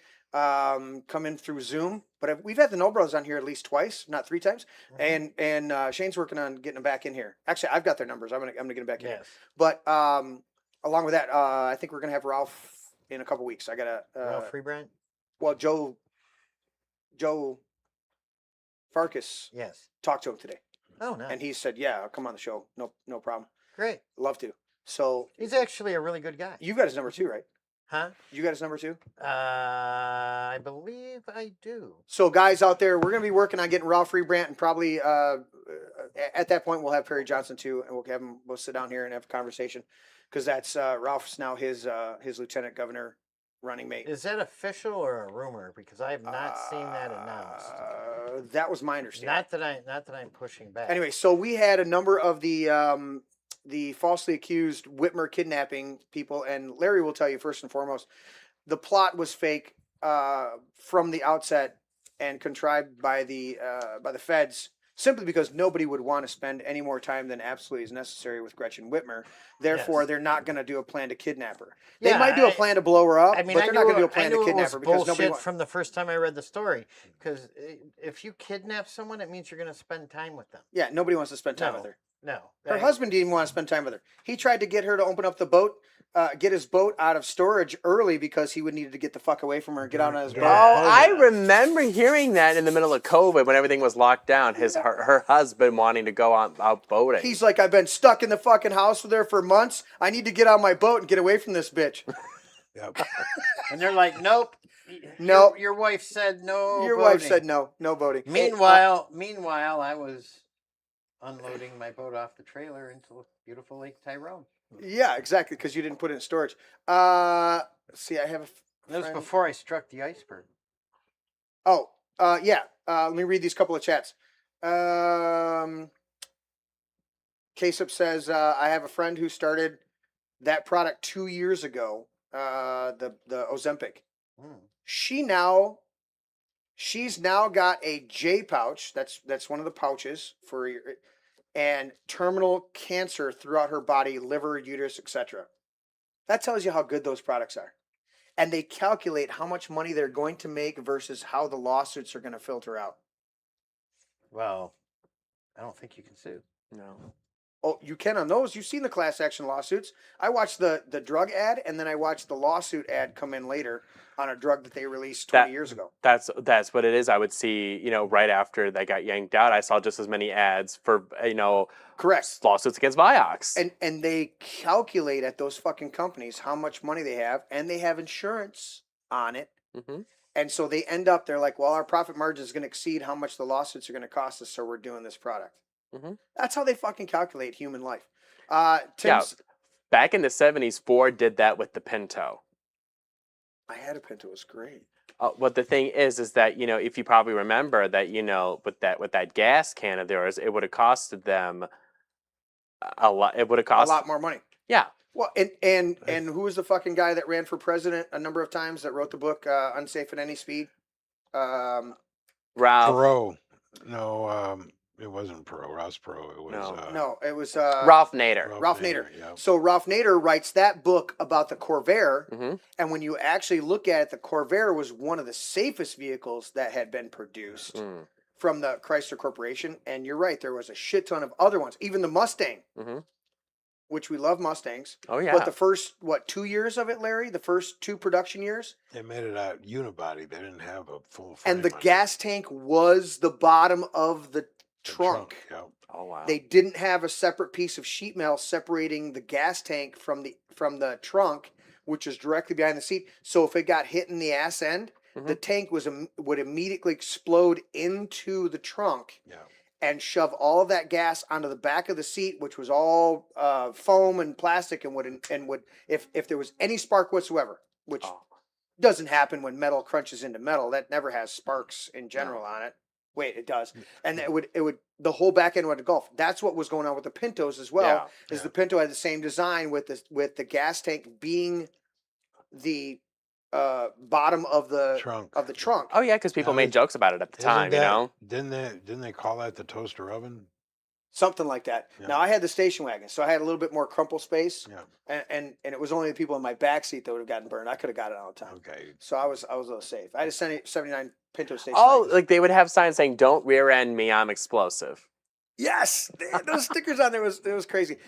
Tim was saying this. I got to read this. Yeah, Ozempic is what K-Sep said. The drug she was talking about. Oh, that's right, Olestra. That was what they used for those fat-free potato chips that gave you the runs. Oh, it's horrible shit, dude. Well, the same diet in Europe. Mm-hmm. People lose weight and are healthier. Mm-hmm. Breads, pastas, all that stuff. Why? Because they're not made with glyphosate sprayed on it. They're not processed. They don't have partially hydrogenated bullshit oils on it. Mm-hmm. They're using natural oils, actual natural oils. They won't put exorbitant amount of chemicals on it. In fact, Monsanto's banned in most European countries, and even the Mediterranean area, because of their bullshit chemicals. Oh yeah, and apparently Clarence Thomas thinks that Monsanto can't be sued for anything because once upon a time he worked for them as one of their lawyers. Of course. So yeah. Of course. Dale's saying that So just see the, Chevrolet made the Corvair, and he said his 66 Fairlane had the same design as the Mustang fuel tank. Yeah. What do you say, Patrick? Yeah, I had the Fairlane was the first car I ever owned. I owned for a number of years a 62 Fairlane 4-door. I would love to have one of those again. Yep. That was fucking gorgeous. I didn't like the 61 and I didn't like the 63. You get to the 66 and those are badass. Yeah. But I had that 62 where the fins were about 12 degrees. They weren't the high crazy fucking Cadillac fins. Yeah, 62 and 63, the fins and the taillights were the same. 62 and 63, the front clip was different. Yeah. In 1964 they lost the fins, but those were the badass cars. They had the good stuff in them, but I loved it. I had the 4 headlights, the main, and then the bright lights. I had the little turn lights in the bumper on the front end, and the back end you had the circle tail lights, and in the middle of that circle you had your backup light. Yeah, and a lot of people It don't was realize such a cool that fucking car, at dude. that point, those were an option. The backup lights were lights. optional. They were not standard equipment. Yeah. And, for anybody that's classic car orientated, when you look at a vehicle, 1968, like if you look at a 67 Mustang Fastback, and it's sitting right back next to a 68 Mustang Fastback, and you're 10 feet away from it. The difference is the marker lights on the quarter panel and the fenders. Right. Because 1968 was the first year for the government mandated Corner lights. corner marker lights. Yeah. So the 67, the body style was identical, except in 68 they had marker lights. Dale's point. That's Dale saying that's why he made his own bread, and also he said he had that in high school, a 66 Fairlane GTA with 390 horsepower. Yeah. Those were No, not 390 horsepower. That's what his says. I think he means 390. 390 engine. Yeah, 390 engine. I know they put those. His in thing there. says 390 HP. Oh, okay. Okay, well, maybe. All right. I'm just reading his chat. If his chat needs to be correct, fucking correct your chat, Dale. Otherwise, tell Larry to shut the fuck up. That's what I have is a 66 Fairlane with a 289. Well, maybe he had something that was.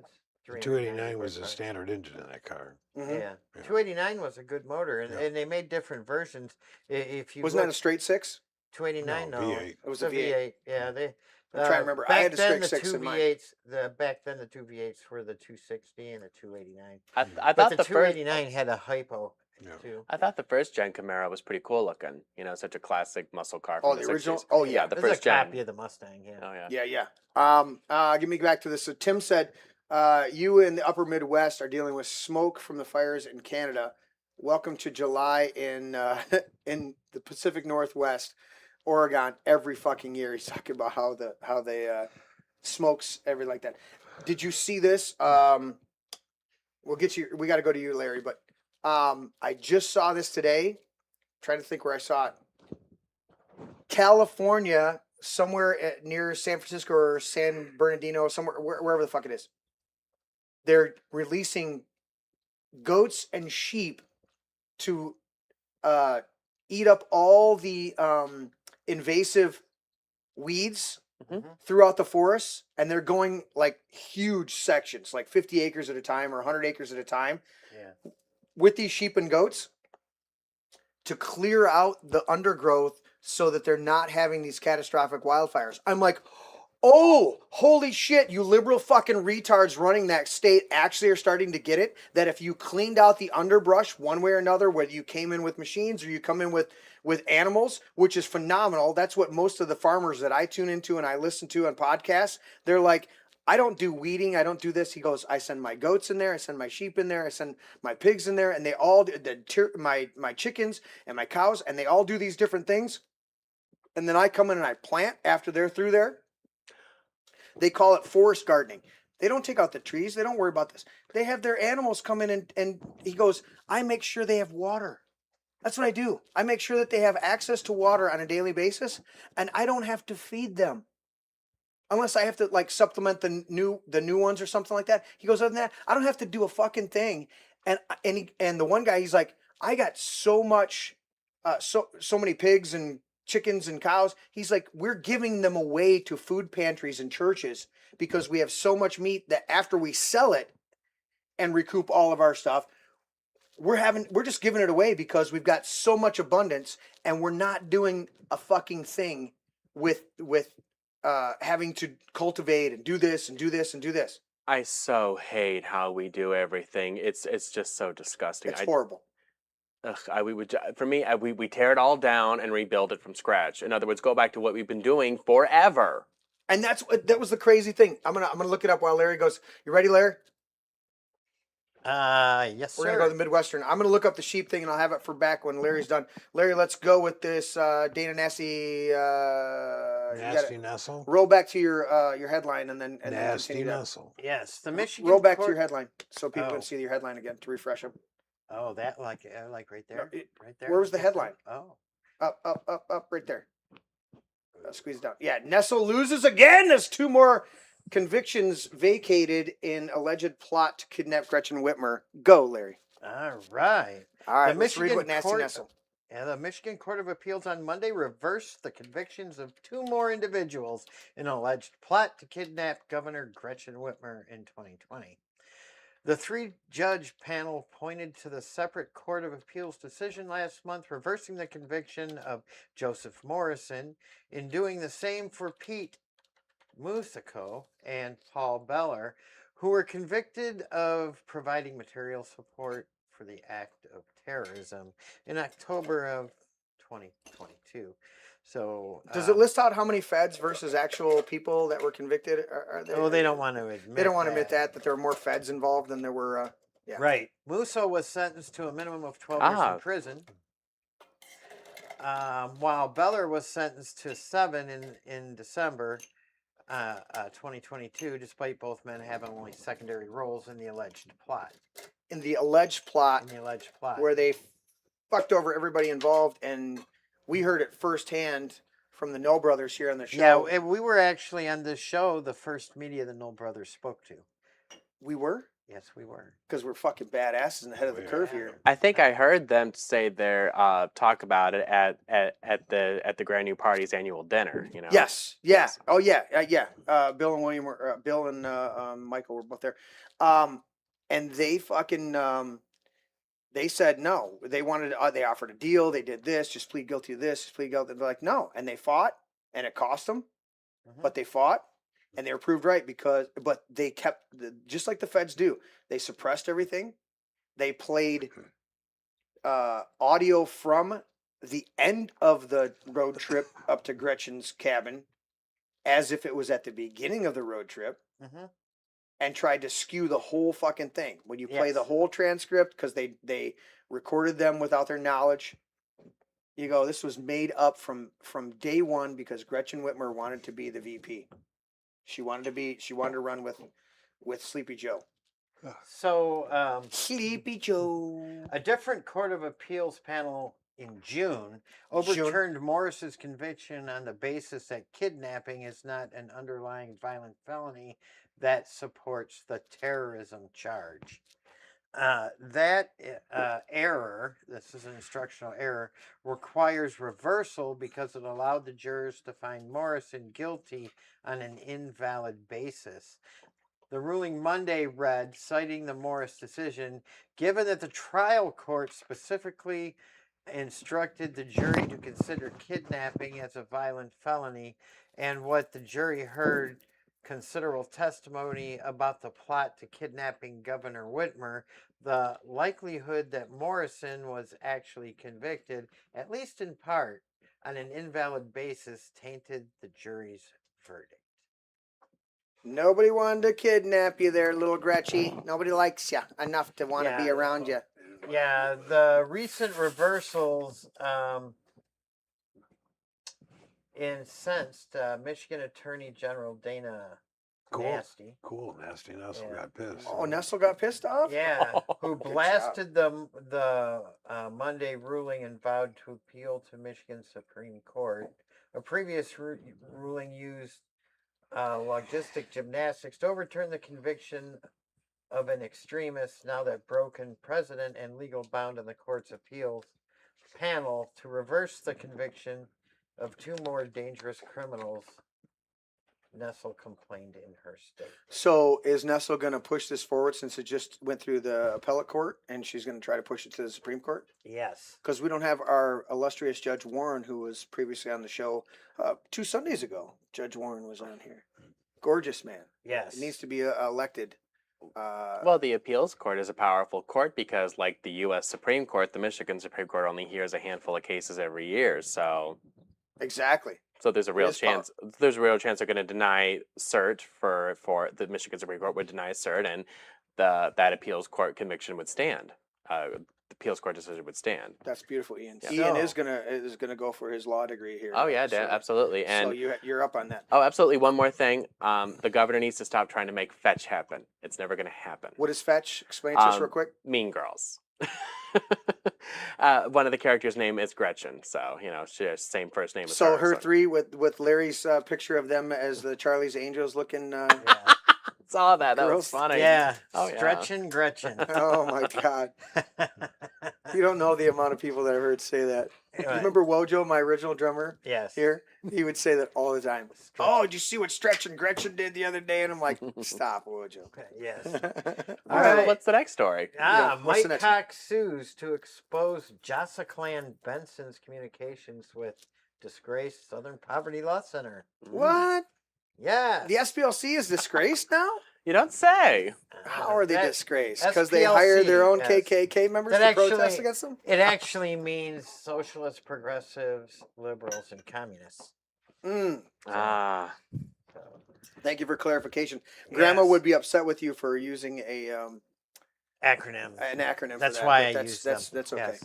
Former Michigan Attorney General Mike Cox is done waiting for Secretary of State Jocelyn Benson to come clean about her involvement with the disgraced Southern Poverty Law Center.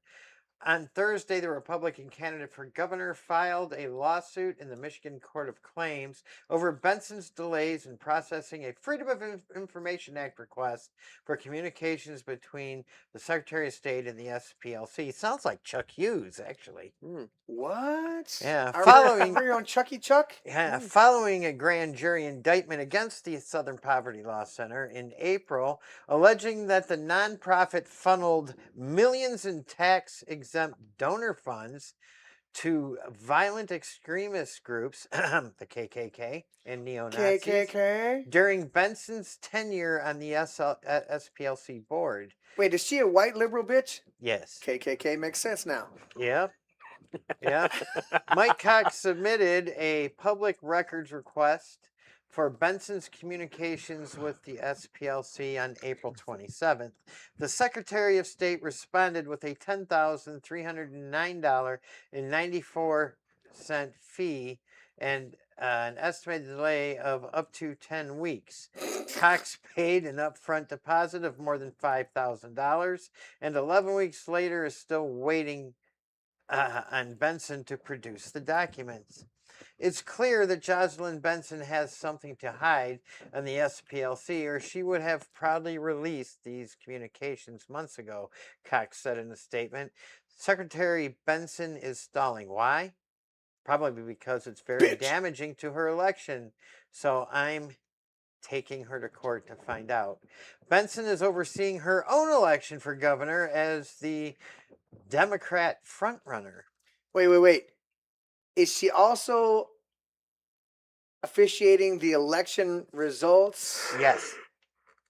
and also running for governor? Yes. Okay, so we're Arizona again with Yes. Oh, so there's no conflict of interest there's at no all. conflict of Yeah, interest. yeah. Yeah. Benson is overseeing her own election for governor as a Democrat frontrunner. Yes, that's exactly what that meant. Yeah.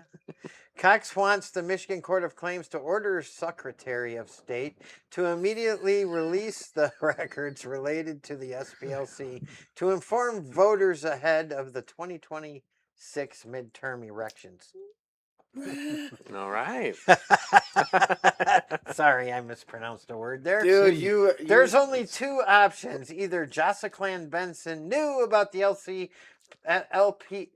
spit it the fuck out, Larry. Yes, funding of hate groups like Nazis and the KKK, or she was completely asleep at the wheel of the organization she bragged about overseeing, Cox said. Neither answer is acceptable for someone running for the governor of the state of Michigan. So for weeks, Benson has ignored requests from Republicans in Lansing and her competition in the gubernatorial race. To You haven't been here explain for the those ones. I'll involvement of explain the it later. SPLC's executive board, Cox is one of three competing in the Republican gubernatorial Not anymore. primary, along with Congressman John James and Puke. Perry Johnson. So, Mr. Benz. so go ahead and take the article down. So So what he did, what you don't understand, what happened was we had a good friend of mine here on the show, and he was running for governor at the time. was that Yes. Ryan Kelly? No. No. You know who it is. Come on. I can see his face. I can't think of the name. Then I talking about Anthony. Kevin Rinke. Kevin Rinke. Yeah. Kevin Rinke So- was on the show, and I'm a car guy. Kevin Rinke's a car guy. So when I announced the show at the red microphone here, I said Goober Nationals, as in like Super National Drag Racing or something like that. Yeah, I said Goober Nationals, not gubernatorial. I'm like, it's not a Grand National fucking car, dude. It's not an SS Grand National. Yeah, it's a drag race. So you said Goober I National. think we the couldn't governors. hold back. I We're think the like, governors should have a drag race. They should bring their So- best, and so whoever Nar- wins gets to be governor. Yeah. since then, Larry's been locked in his head Oh my goodness. to say Goober National, and he has to correct himself every time, going gubernatorial. Has Jay Tompkins been out here before? Jay or no? No, but he's in my band now. Oh, nice, because him and I made jokes about Mike Cox and going like, I want Cox for governor. Well, I'll tell you what, we It's a thought joke, we you know? thought We thought it was going to be a team, Johnson Cox. I know, right? that should have been a great team. I know. You're a young guy, but what you won't remember was when Cox was Attorney General, and then the race was between Peters and Cox. I mean, but we WRIF had a field day with that shit. Ah. I mean, They were playing one ad for Peters and another ad for Cox. And you can't Oh, say nice. that a Johnson Cox ticket wouldn't have been a very it'd have strong. been a hard ticket to beat. It would have been a hard ticket I to beat. debate. And they could have injected a lot of ideas into this into the dialogue. Oh, yes. What the hell? What else you got, Larry? Is that it? Well, there's a bunch of stories here that we could go over. Because I got one for you that you didn't see. Oh, I think I saw it. Did you think you saw it? We'll see if you actually saw it. I don't think you did. Senator Alyssa Slotkin. Slut. Slab skin. Not what we need as a country right now. That would be the lady that thinks she can tell soldiers they can disobey orders anytime they want because They don't like them because they think they're unconstitutional. She also doesn't want the SAVE Act because, in her words, no Democrat will be elected after that point. Well, yeah, because it will stop illegals from voting. Fucking right. Yeah. She knows what it's about. She does. Let's see what this little twat says. Are we calling her a twat or a cunt? Let's get our vernacular right, Larry. I want to be on the same page with you, buddy. I don't want to talk about Slutkin like that. So just a bitch. Yes. Okay, my bad.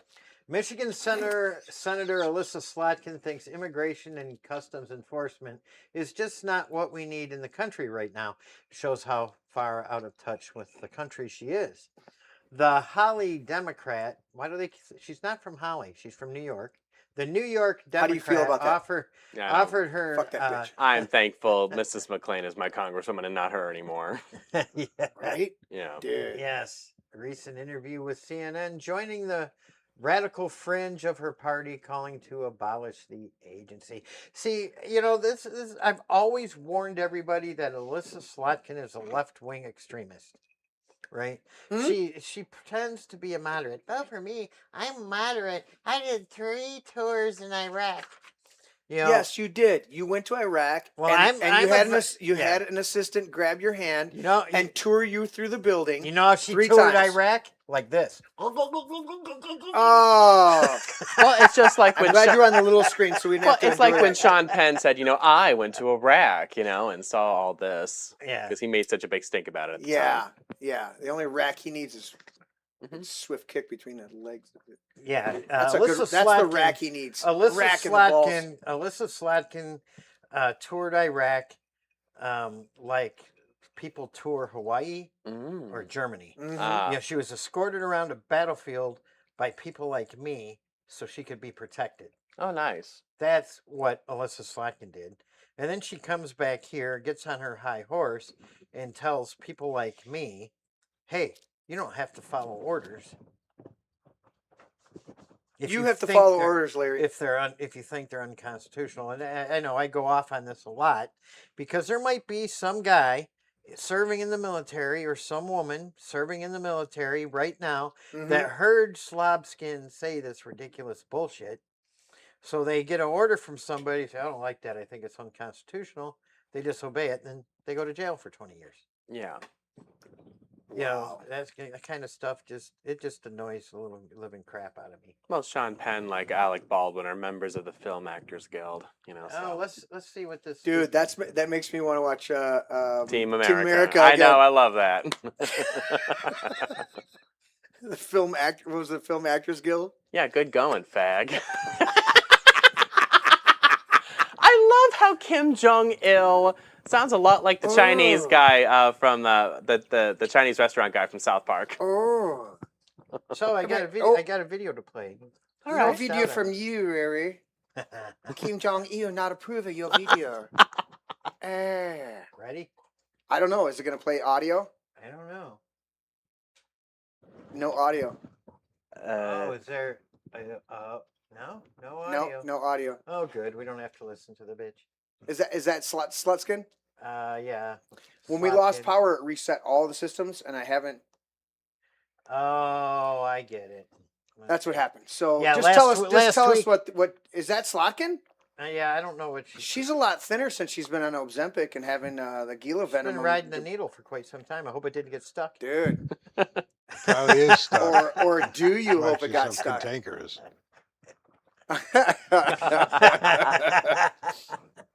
Well, it's good to know they don't. All right, tell us what your illustrious BFF was saying. She just said that ICE is not what we needed here, and then she joined the other left-wing extremists in calling to abolish the agency. So I mean, it's just. I mean, that just makes sense. She's all in. Yeah. Yeah, she's a full-blown communist, just like. We don't need to enforce immigration law at all, so we might as well just abolish the agency that's supposed to enforce it. No, and we were. So I mean, I'd like to ask, all those Republicans out there that told me in the last election cycle, well, I'm not going to vote for Mike Rogers. He's no better than Slotkin. What do you think now? Yeah. What do you think now? Yeah, I'm not. If that's the two choices, he's got a slight edge, but he's done some other detrimental things. So let's just move on. I do want to. Is that it, Larry? Yep, that's it for the lightning round tonight. I just wanted to touch All on right. those Teddy's stories. not here to give you your normal thing, but I'll give it to you. Yeah. There you go, buddy. Shotgun to you. Let's see. All right, so we're off that. Did you see this one? I'm trying to find it, Larry. And I got no buttons, so I can't help you with the cameras, by the way. What do you mean you got no buttons? Yeah. You're in the wrong browser? Oh wow, Disclosure Day was a CIA production. Of Color me shocked. dude. Wait, yeah. Let's do our shock face. Mm-hmm. There's no shock whatsoever. Exactly. I don't even want to do that. Trans woman goes berserk after. Let's just. I'll do this. I'll throw this on here. Let's see this one. Trans quote woman goes berserk after cops misgender him and get arrested. Oh well, see you later, buddy. Let's see this one. New energy war has officially begun. Iran missiles. Yeah, well, I don't even talk about that. I'm trying to find the article here that Larry's going to love. I'm going up. There it is. Larry, I found it for you. Journey member, latest rock star to blast Bruce, the leftist piece of shit Springsteen, from his leftist political rants and concerts. The former Rock and Roll Hall of Famer Jonathan Cain, the rhythm guitarist and keyboard player for legendary classic rock band Journey, recently told Tom, I don't know what that guy's podcast, that he's sick of musicians like Bruce Springsteen pushing leftist politics on audience. Oh, is that it? Yeah, noting that. Do you like Journey, Larry? Do you like Journey? Me? Yeah, do you like Journey at all? See, I got to meet them in 2002. I closed a bar with So them. you don't like them at all? Yeah, no, I bought a piano so I could learn to play their music. Do you come into my man cave when you come actually on On time for time? the show and Play several hijack Journey my songs? Yes, keyboard? I do. Yeah, to play Journey songs. To play Journey songs. You have one Motley Crue song, Home Sweet Home, Yes. and one Lana Del Rey, or no, Lady Gaga. Lady Gaga. You have a Motley Crue and a Lady Gaga. And don't forget REO Speedwagon, 2 songs. I can't. I don't even know if I want to count those for him because the other 15 fucking Journey songs that you play incessantly are enough to yeah. It was nice to have Jay here at the party, just sitting there and playing. And I'm like, all right, Larry, stay off the fucking keyboard. Yeah, well, I mean, it's nice that Jay's a good keyboard player, dude. Yeah, and he plays a lot of really good songs. He opened up 100 songs to the bands just by band coming in. Yeah, what kind of bums me out is I have no interest in playing it if it's not by Journey. So that's why I didn't remember the REO Speedwagon. Yeah. All right, back to this. I like REO Speedwagon. So, noting that he used to be a Democrat back in the old days, I think there's somebody on the show here with us tonight that used to be a Democrat in the old days. Cain said he eventually just couldn't go there anymore, saying, I thought Obama, maybe, but then I saw where he was going and I was like, okay, we just can't have this anymore. I'm a diehard conservative, he explained, and guys like Bruce Springsteen should shut up. Really, honestly, shut up, Bruce, I'm reading this verbatim. You guys see it on the screen. Him and who's the other? Oh, Robert De Niro. I mean, who cares, guys? Do your art.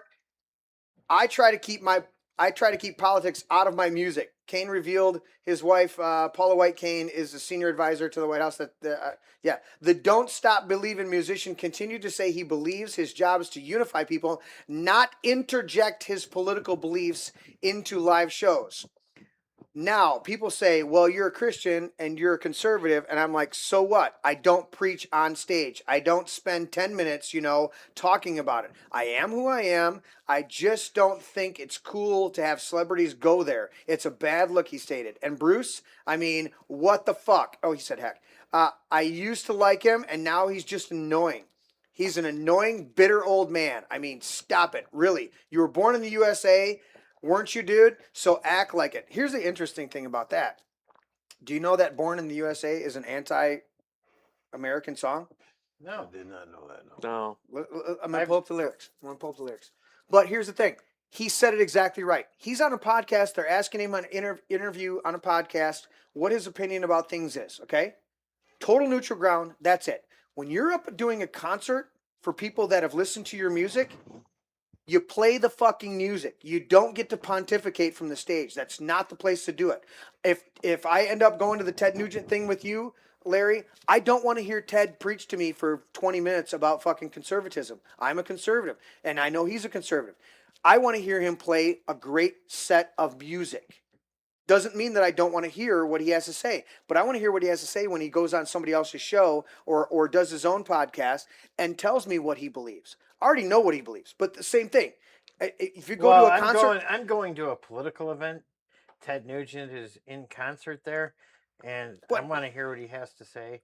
But he can say it in a panel discussion off the stage. When he's on the stage with a guitar in his hand, you know what I want? Music. I want music. I pay good money for that. And when I'm at a concert for that, that's what I want too. Especially if they're going to say a bunch of stupid, rabid, libtard shit. Which they can't help but doing. It says a lot that this guy is from Journey, because Journey, Journey people will be listening to Journey songs long after all of them have passed on. Yeah. How many people could say that about Bruce Springsteen? Did you know 2 of Journey's band members are born again Christians? That was Michael Caine. Jonathan Caine. Not Michael Caine. Michael Caine's a different one. The other one is Steve Smith, the drummer. Right. Okay, I'm going to these lyrics. Where's my button? There it is. Born in a dead man's town, the first kick I took was when I hit the ground. End up like a dog that's been beat too much till you spent half your life covering up now. Born in the USA, blah, blah, blah. Verse 2, got in a little hometown jam, so they put a rifle. So he got into a criminal situation. So they put a rifle in my hand and sent me off to a foreign land to go and kill the yellow man born in the USA. Verse 3, come back home to the refinery. Hiring man says, son, if it was up to me, went down to see my VA man, and he said, son, don't you understand now? Oh, no. Verse 4, I had a brother in Kasha fighting off them Viet Cong. They're still there. He's all gone. Had a woman he loved in Saigon. Got a picture of him in his arm. Verse 5, down in the shadow of the penitentiary, out of gas fires of the refinery, I'm 10 years burning down the road. Nowhere to run. I got nowhere to go. Does that sound like a praise of I'm born in the USA and I appreciate this country and I'm very proud of it? Or does that sound like a bitter fuck talking about his bad experience with Vietnam? But he says right in the song he went to Vietnam because he got himself into a jam. Yeah. That's not a patriotic, positive song. No. That is a negative song. I disagree with the Vietnam War completely. Yeah. But regardless of how I feel about that, when you read Born in the USA, he's not talking about the positive things of this country and the freedoms that have been here. He's talking about the negatives. And how despite, that song could have been about how the Vietnam veteran was able to overcome what he went through, but is still a proud American. 100%. Dude, we have a song that we haven't released yet that if I read you the lyrics, it's all about the soldiers and their struggle. It's basically the mirror opposite of this, isn't it? 100%. Oh yeah, and it's just like, when in high school when I learned about the Vietnam War, and this is back when I was a liberal, like I was pissed when I learned about how the Vietnam vets were treated. Like I was livid because absolutely. Because like you said, but like I was in high school, Iraq and Afghanistan was still going on, and people were still wanting to give them crap. It's just like you don't crap on the veterans who went over there. You crap on the empty suits who sent them over there in the first place. And like I said, this was right after 9/11. A lot of men, not to say there weren't women, but there were a lot of men who signed up right after 9/11. They felt like our country's under attack, and I need to protect my country. Yes, and the vast majority of the Vietnam veterans went because they were drafted. Yes, not because they wanted to go. They weren't. Oh yeah, it's just like I fucking hate the hippies because many of them were in college doing what? They were like dropping acid, smoking pot, and free love, and yeah. And where did that get us in the end? Party animals. Exactly. So I want to read you another one real quick here. Let's see. Oh my goodness, fortunate son. They would play that My God, so many. Like Family Guy made fun of how many times they used that song when depicting Vietnam. Okay. And so when you read the lyrics, then again, uh, where's that? So some folks are born made to raise the flag. Oh, the red, white, and blue. And the band plays "Hail to the Chief." They point the cannon at you, Lord. It ain't me. It ain't me. I ain't no senator's son. It ain't me. It ain't me. I ain't no fortunate one. No. Some folks are born silver spoon in hand. Lord, don't they help themselves? Oh, but when the tax man comes to the door, Lord, the house looking like a rummage sale. Yeah, it ain't me. It ain't me. Some folks inherit the star-spangled eyes. Oh, they send you down to war, Lord, and then you ask them how much should we give, and the only answer is more, more, more. It ain't me. It ain't me. It ain't me. It ain't me. I ain't no fortunate son. I ain't no fortunate one. Yeah. Is that a patriotic song? No, it isn't. It's basically talking about, I'm not rich. I can't get my daddy to get me out of Vietnam. Correct. So that's the point that I'm making is the vast majority of people sing these songs like this, thinking that they're somehow patriotic and uplifting. And when you actually read the lyrics, you're like, it's quite the opposite. I got a problem with the Vietnam War, but don't take, if I write a song negatively about the Vietnam War, then don't take it as a patriotic song. No. Take it as a protest song. Exactly. And it's just like, it says a lot how this song was used, how so many movies about Vietnam use that song as part of their soundtrack. Pull up. And like I said, I think like Vietnam vets would joke about it if someone played it to us. Like, are you trying to give me flashbacks? Pull up Signs. Sign, everywhere signs. Yeah. Marking up the scenery, Yeah, breaking my mind. because that's another song. Don't do this, don't do that. Can't you read the sign? Yes, that's another one where the lyrics are ridiculous. Although I love the song, it's not a good one. No, yeah. Here's another one. Well, not only that, I'll pull up Tesla. Yeah, okay, they did it too. yeah, they did the cover. That's the one that popped up. Anyways, and the sign says the long-haired freaky people need not apply. So I put my hair up in my hat and I went in to ask him why. I know this one because I could sing it. I sing it with the band. And he said, "Look at you, a fine, upstanding man. I think you'll do." So I took off my hat. I said, "Imagine that, me working for you." Signs everywhere. The signs blocking out the scenery, breaking my mind. Do this, don't do that. Can't you read the sign? And the sign says anybody caught trespassing will be shot on sight. So I jumped the fence and yelled at the house, what gives you the right to put up a fence to keep me out, to keep Mother Nature in? If God was here, he'd tell you to your face, man, you're some kind of sinner. Really? For protecting your home, you're a sinner? See, that's the lyric that's fucked up. Yeah. Sign everywhere, sign blocking out the scenery, breaking my mind. Don't do this, don't do that. Can't you read the sign? So, say now, Mister, can't you read? You got to have a shirt and a tie to get a seat. You can't watch, no, you can't eat, you ain't supposed to be here. And the sign says you got to have a membership card to get inside. So those second two, I agree with. Yeah. If I do a private club and you got to have a membership to get in, yeah, freedom of association. That's my freedom of association is my thing. So then it says, here's the thing. This is the funny one. And the sign says, everybody welcome, come in, kneel down and pray. But then they passed the plate at the end of it all, and I didn't have a penny to pay. So I got a pen and paper, and I made my own fucking sign. Oh, that's Tesla's thing. My own little sign is what the original was. I said, thank you, Lord, for thinking about me. I'm alive and doing fine. Sign everywhere. The sign, blocking out the scenery, praising my mind. So it's just, it's a protest song. It's a protest song. Yeah.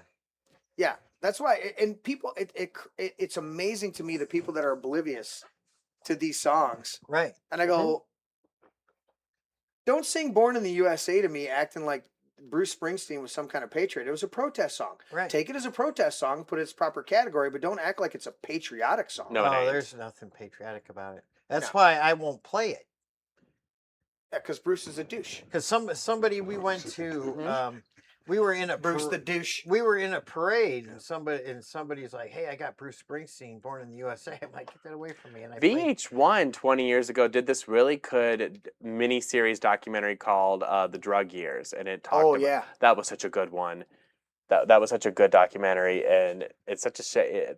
It was really good because it talked about drugs, like from the beginning of the '60s all the way up until like say the mid 2000s. It was very good. What about the song that protested Kent State? Oh, Ohio from Crosby, Stills, Nash and Young, written by Neil Young. Yep. Okay, That was I'll good do that one. I'll do that one too. Yeah. Let's see, Ohio. Crosby, Stills, Nash and Young. All right, there it is. And they give me the lyrics. There it is. All right, so there's the lyrics for Ohio. So it's a protest song. Here it is. And this one's okay, but it was never touted as anything but a protest song, right? Yeah, right. Tin Soldiers and Nixon's coming. Should I do it like Neil Young? Tin Soldiers and Nixon's. He's got this nasally shit that just. Yeah. I'm looking at my pot of gold, and I'm getting old. Tin Soldiers and Nixon's coming. We're finally on our own. This summer, I hear the drumming. 4 dead in Ohio. Got to get down to it. Soldiers are gunning us down. Should have been there.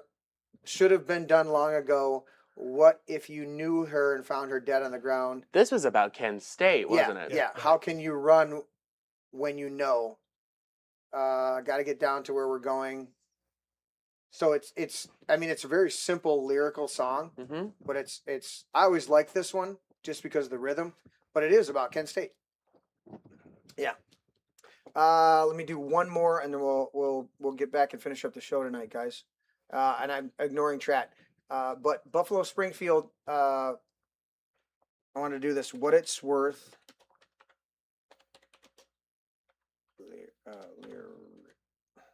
Is that anything like Buffalo Trace, the bourbon? No. So Buffalo Springfield was just before something Crosby, happening Stills, Nash. here. Yeah. So yeah, typically they call it Something's Happening Here, but it's actually the title of the track is For What It's Worth.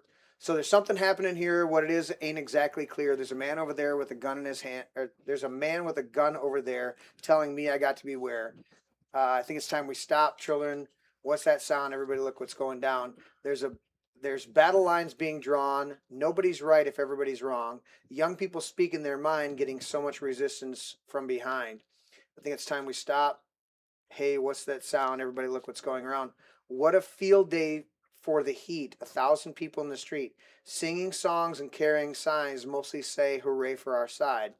I think it's time we stop. You know that line. The next verse. Paranoia strikes deep. Into your life it will creep. It starts when you're always afraid. You step out of line and the man come and take you away. We better stop. Hey, what's that sound? Everybody look what's going around. It's a protest song, but it's a very eloquent protest song to get you to just pay attention and say this is out of line, because he's talking about people just being in the streets peacefully protesting. And he's saying when you're doing that and the military comes out against you, that's out of bounds. Oh yeah, completely. Exactly. That song was very popular at its time, and it's Yeah. probably one of the most remembered songs of that era. Yeah. And another documentary that I saw about this era was the debates that William F. Buckley and Gore Vidal did during the '68 election. Okay. And that was really good. It was called The Best of Enemies. It came out about a decade ago. I recently bought the DVD for it because I want to write about it for my blog, because it's amazing to me just what a difference what those two men were arguing about at the time, what they were debating, really hasn't changed all that much. Yeah, no, absolutely. And it's always a divide and conquer mentality. All right, so we covered that, the Journey thing. Larry, you like that? It's your boy there in Journey. Yeah, that's and by the way, anybody that, if you follow Jonathan Cain on Facebook, he's doing gospel music now, and he's written some really good gospel songs. I didn't even read down this list. Look at this, Larry. Yeah. I didn't even read down. I went off. I stopped here and it says, now people say, well, you're a Christian and a conservative. And I say, so what? I don't preach, I don't spend 10 minutes, talking about it. That's who I am. But look at this. He said, and Bruce, what the heck? I didn't read the next line right here. He says, really? You were born in the USA, weren't you, dude? So act like it, I didn't even read this line before I cut to it. But even that song, Born in the USA, if you look at the lyrics, it's kind of a diss to our country. I didn't even read that line, and I immediately went to it because I knew what. Apparently, I knew what he was thinking. You know, so it tells you. And you knew about the lyrics. I knew about the lyrics, dude. My previous I guitar threw- player you walked know- in here and he goes, "Dude, we got to play Brown Sugar by Rolling Stones." He's like, I've been jamming out the guitar. I got the lead all down. I goes, "Have you ever read the lyrics?" He goes, "Well, not really." And I go, "Dude, You gotta. So I pulled up the lyrics and I'm like, we can't do this song ever. Has anybody ever read the lyrics to Brown Sugar by Rolling Stones? No, and I don't want to. Yeah. I hate the Rolling Stones. So. Well, it What said do you want to see? it said over there at the finally end is just like, Mick Jagger was, he doesn't, let preach to anyone. He just wants to play music. Exactly. And that's the whole point is I had a friend years ago that was like, it's like, dude, you're a paid monkey. I just want you to dance, monkey. Mm-hmm. It's basically, it's like, I don't want to hear a fucking an athlete preach to me. Mm-hmm. Listen, I'm paying you to to get home runs or to score a goal in the hockey net or make that beautiful save in hockey or to, I don't watch basketball because it's dumb, but, get a touchdown or a field goal, whatever it is. I don't want to hear about your fucking political thing during that event. You want to go on a podcast later and you want to do your thing? Great, grand, have at it. But, at the beginning. During the event, shut the fuck up. Exactly. Especially at the end, like, respect the damn flag and anthem when we get to it at the beginning of the sporting event. Dude, it's like, okay, do I like it when they have Star Wars night at one of the sporting events? Cool. That's kind of cool, right? Mm-hmm. Or specific. Okay, let's say there's a play in town at the same time. They're doing the live of the Lion King or something like that. Mm-hmm. Okay, and you do a combo where you're giving away Lion Kings. Wait a minute.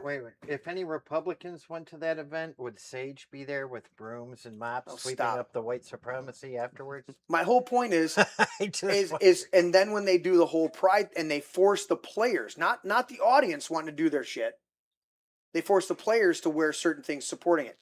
You know what? I don't want to see my players wearing Star Wars. If the stadium wants to do a Star Wars event and have some cool things going on, but I don't want their jerseys to have fucking Darth Vader on it. No. Just as much as I don't want a fucking rainbow to have it. I want to watch the fucking game. Yeah. Look at this one. Dude, this is crazy. And he didn't know until I read the lyrics to him and he freaked out. He was like, "Oh man, I'm sorry. Gold Coast slave ship bound for cotton fields, sold in the market down in New Orleans. Scared old slaver knows he's doing all right. Hear him whip the woman just around midnight." You can hear the lyrics and you can hear the song in your head. Brown sugar, how come you taste so good? Oh, brown sugar, just like a young girl should. Drum beats, cold English blood runs hot. Lady of the house wondering when it's gonna stop. No. Houseboy knows that he's doing all right. You should have heard him just around midnight. Brown sugar, don't you taste so good? Why is my track roll? Come on. I lost my, there we go. And it just goes, yeah, right here. Oh, brown sugar, how come you taste so good? Oh, the cravings, that brown sugar, just like a black girl should. Your mama, I bet your mama was a tent show queen. All of her boyfriends were sweet 16. I'm no schoolboy, but I know what I like. You should have heard me just around midnight. Dude. It's disgusting. I mean, he is tapping into, whatever was going on in the 1700s of slavers and stuff like that. But when my guitar player came in and I was like, "Dude, have you actually read the lyrics?" And he's like, "No." And I'm like, "Let me read them to you." And he's like, "Oh fuck, we can't." I'm like, "Dude, this is." It's basically the songs about the slave masters raping their slaves. 100%. And I'm like, dude, most people don't read these lyrics. That's when I used to hear kids when I was in school and stuff like that, and they go, "Oh, I just like the beat. I don't even care about the lyrics." I'm like, you might want to care about the lyrics because you're speaking that shit into the atmosphere, and some of that stuff is like at least socially unacceptable, if not straight up demonic. and you're just spewing it out like no big deal. It's just for like I said, with that drug documentary about the '60s, you could just tell it was just getting worse and worse as it goes on, and then Absolutely. and then the Manson murders was just it kind of crescendo with that was supposed to invoke the race riot. All right, I got to catch way up in chat. Holy shit, what do we got here? Let's see, Larry. Different heads, intakes, camshaft dual. He's correcting you on what he had in his Fairlane. Okay. And in fact, he used capital letters. He says, "Come on, Larry." Well, 390 horsepower. Yeah. I thought it was a 390 engine. Oh, what cubic inch does he say it is? Because Ford had a 390. He didn't give the cubic inch. He had the horsepower. Dale, give us the cubic inch on that 66. And then he says right here at the end, Ricky Gervais summed it up at the last award show that he hosted. Accept your award, shut the fuck up, and sit down. That's exactly, dude, that... Was it the Golden Globes in 2020 before COVID? Yeah. Dude, and he called them all out, and he goes, I don't... And Ricky Gervais was phenomenal. He's like, no, I don't fucking care anymore. I don't care. This is my last time. They're not going to bring me back. I don't fucking care. Get up here, accept your award, shut the fuck up, and go sit down. Don't pontificate about how you're saving the world. Because you're not. Because you're not. Dude, the one that pissed me off the most, and I love his acting, but Leonardo DiCaprio, when he got up there to accept his award for The Revenant, and preached to everybody about how climate change is doing all this. You know what? Climate change has totally disappeared since Bill Gates realized it doesn't help his data centers to get off the ground if he keeps touting climate change. But not only that, we know for a fucking fact that he sent Leonardo DiCaprio sent his private jet to pick up his eyebrow sculptor from Australia and fly her to California to do his eyebrows before he got up to accept his award. Wow, and how much carbon emissions was that? Fucking hypocrite. Oh, yeah, and of course with global warming, someone should tell Al Gore to stop the quest to kill man-bear pig. It's only half man, half bear, half pig. Exactly, and people need to start taking him. People don't take him cereal. It's so sad. It's so sad they don't take him cereal. Take me cereal. I'm putting out some really good stuff. It's super cereal. Exactly. Man, bear, pig. These guys don't know South Park. Yeah. It's man, bear, pig. Dale says 390. Nice. 390 horsepower. Nice. No, cubic. Yeah, I asked him to put in 390 cubic inch. Earlier he said 390 horsepower. That's 1 horsepower per cubic inch. That's pretty good. Yeah. I mean, South Park's a big reason why I think I'm a small L libertarian on a lot of things, you know? Yeah. Put out, oh, should I show him? I don't think the 390 actually put out 390 horsepower. Oh, we got to talk about the data centers. Well, Dale says he had different heads, intakes, camshaft, dual point distributor, big Holly carb, and dual exhaust. So he beefed the fuck out of it. Did you like The Simpsons too? Oh, love Simpsons. I love The Simpsons as a kid, still do to this day. Of course, I like Family Guy because Mr. Burns. Yes. I like Family Guy because because everybody needs a bag of weed. Yeah, everyone needs a bag of weed to make you swan a chair. A bag of weed, a bag of weed. Yeah. Everybody needs a bag of weed. They're parodying like the Music Man, aren't they? Dude, they do so many musicals in that show. Well, you know, Seth MacFarlane, you know, you can tell he was a theater kid, you know. Yeah, exactly. Let's see. The data centers. I'm going to see if I can pull this up. I know Teddy had sent it to me on the data centers. No, you sent it to me too. Oh, yeah. Patrick, What did you send me lovely the data people. centers? How quick was that? 390 Ford had a What lovely people. 201 net horsepower. Okay. Huh? I said the 390 Ford had 201 net horsepower. Yeah, you could beef it up to 335 horsepower if you put. You know, You could get way more horsepower with 390 than that. You could get. I mean, oh yeah, you could take a 390 a stock yeah, if 390. you want to, You could put a cam in it. You Yeah. put 428 Super Cobra Jet heads on it. I'm talking and a stock. 428 I'm talking intake stock manifold. out of the family, Yeah. factory. All right. Yeah. I mean, yeah, you can beef up any engine. You can get 1,000 horsepower out of those engines. No, yeah. You know. Look All at right. the 427 side wheeler in the Thunderbolt Fairlane. Yeah. All right, so this was the Tyrone Township data centers. any agreement, or had any private communication, such as meetings, phone calls, text messages, or emails, with any developer, company, landowner, or representative regarding any current or potential project that could affect Tyrone Township? Chris Robetta. No. Dean? No. Jennifer? I'm not answering your question. This is not the time and place. I can ask you whatever I want. Don't tell me what I can But say. we don't have to answer you. But you're communicating with me, Jennifer. I didn't think you were supposed to do that. Guilty.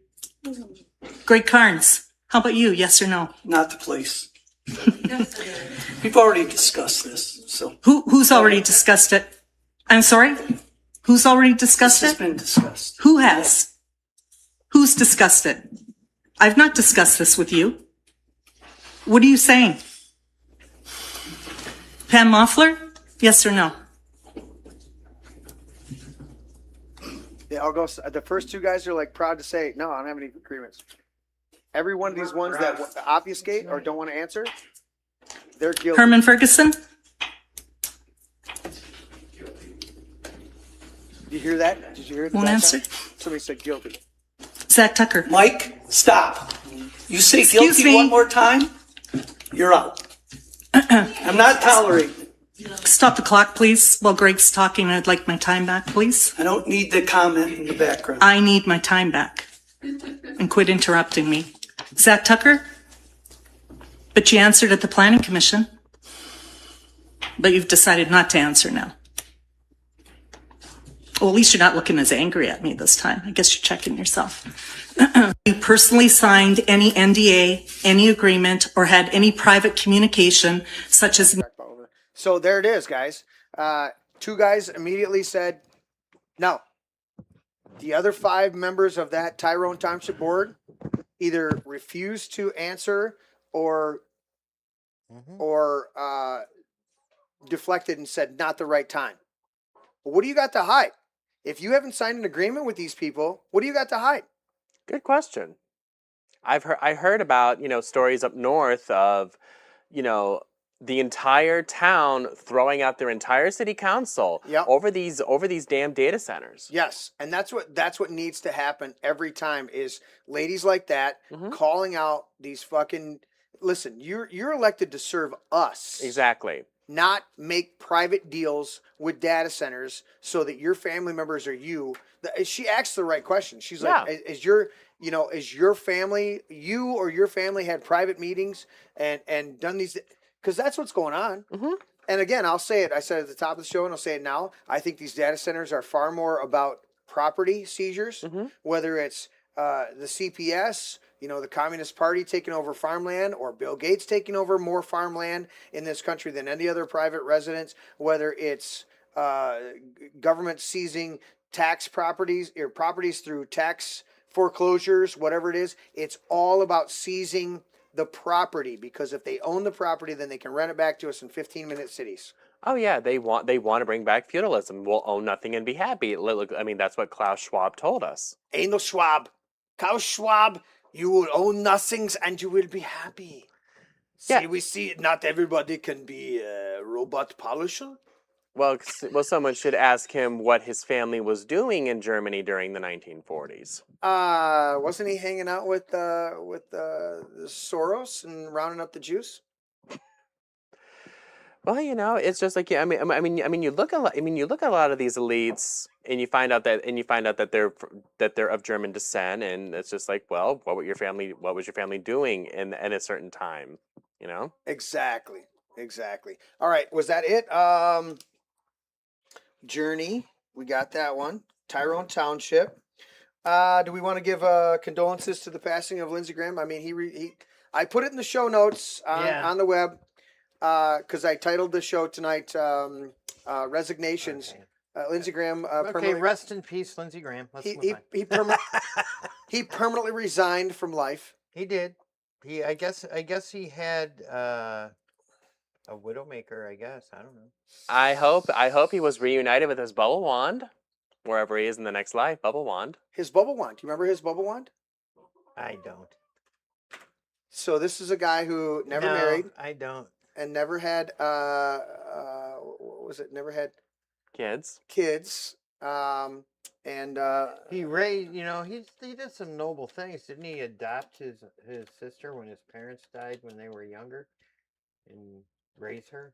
He had to adopt her so he could have legal authority. yeah, we're not saying he's a totally evil guy. No. Oh, there it is. There it is. There's Leaping Lindsay there. He's got a that is literally him in Disney World with a bubble wand. Is he carrying it for his little sister that he was probably raising at that time? No, this is the 6 months ago, dude. Oh. This is 6 months ago, and he was wandering around. Oh, that's right. Megan Kelly talked about it. Yes, at the time. and he was going around. What is? How old was he? What is that guy doing Like 7 in Disneyland with a bubble wand? I know. Walking around it. Larry, would you go around Disney World with a bubble wand in your hand? Am I chasing around my granddaughter? He has no grandkids. He has no kids or grandkids, Yeah. dude. There's no justification. This guy was Yeah, I some know. creepy stuff, it's, dude. It's weird to me, but It's totally yeah. weird. Okay, so there. We got to ask the other question. Where the fuck is Mitch McConnell? Yeah, everybody wants to know. I mean, it where was he's at. 4 years of Weekend at Bernie's at the White House when Brandon was in charge. So who would be surprised if something similar was going on with Mitch? So, I love the one meme where it was Trump and Kim Jong Un. Un, Yeah. yeah. And he says, and the caption says, "Fuck that, we need you back. Brandon fucking up everything." Yeah, we have to. That's funny. We have to hope that nothing happens to Mitch McConnell because isn't he from Kentucky? Yes. Yeah. Well, who? The Kentucky governor is a Democrat, so a Democrat will get Get appointed. appointed. Yeah. So I mean, Mitch McConnell is. And he's on his way out anyway. We didn't cover this last thing. That's why you don't vote for people that are 140 years old. Right. Yeah.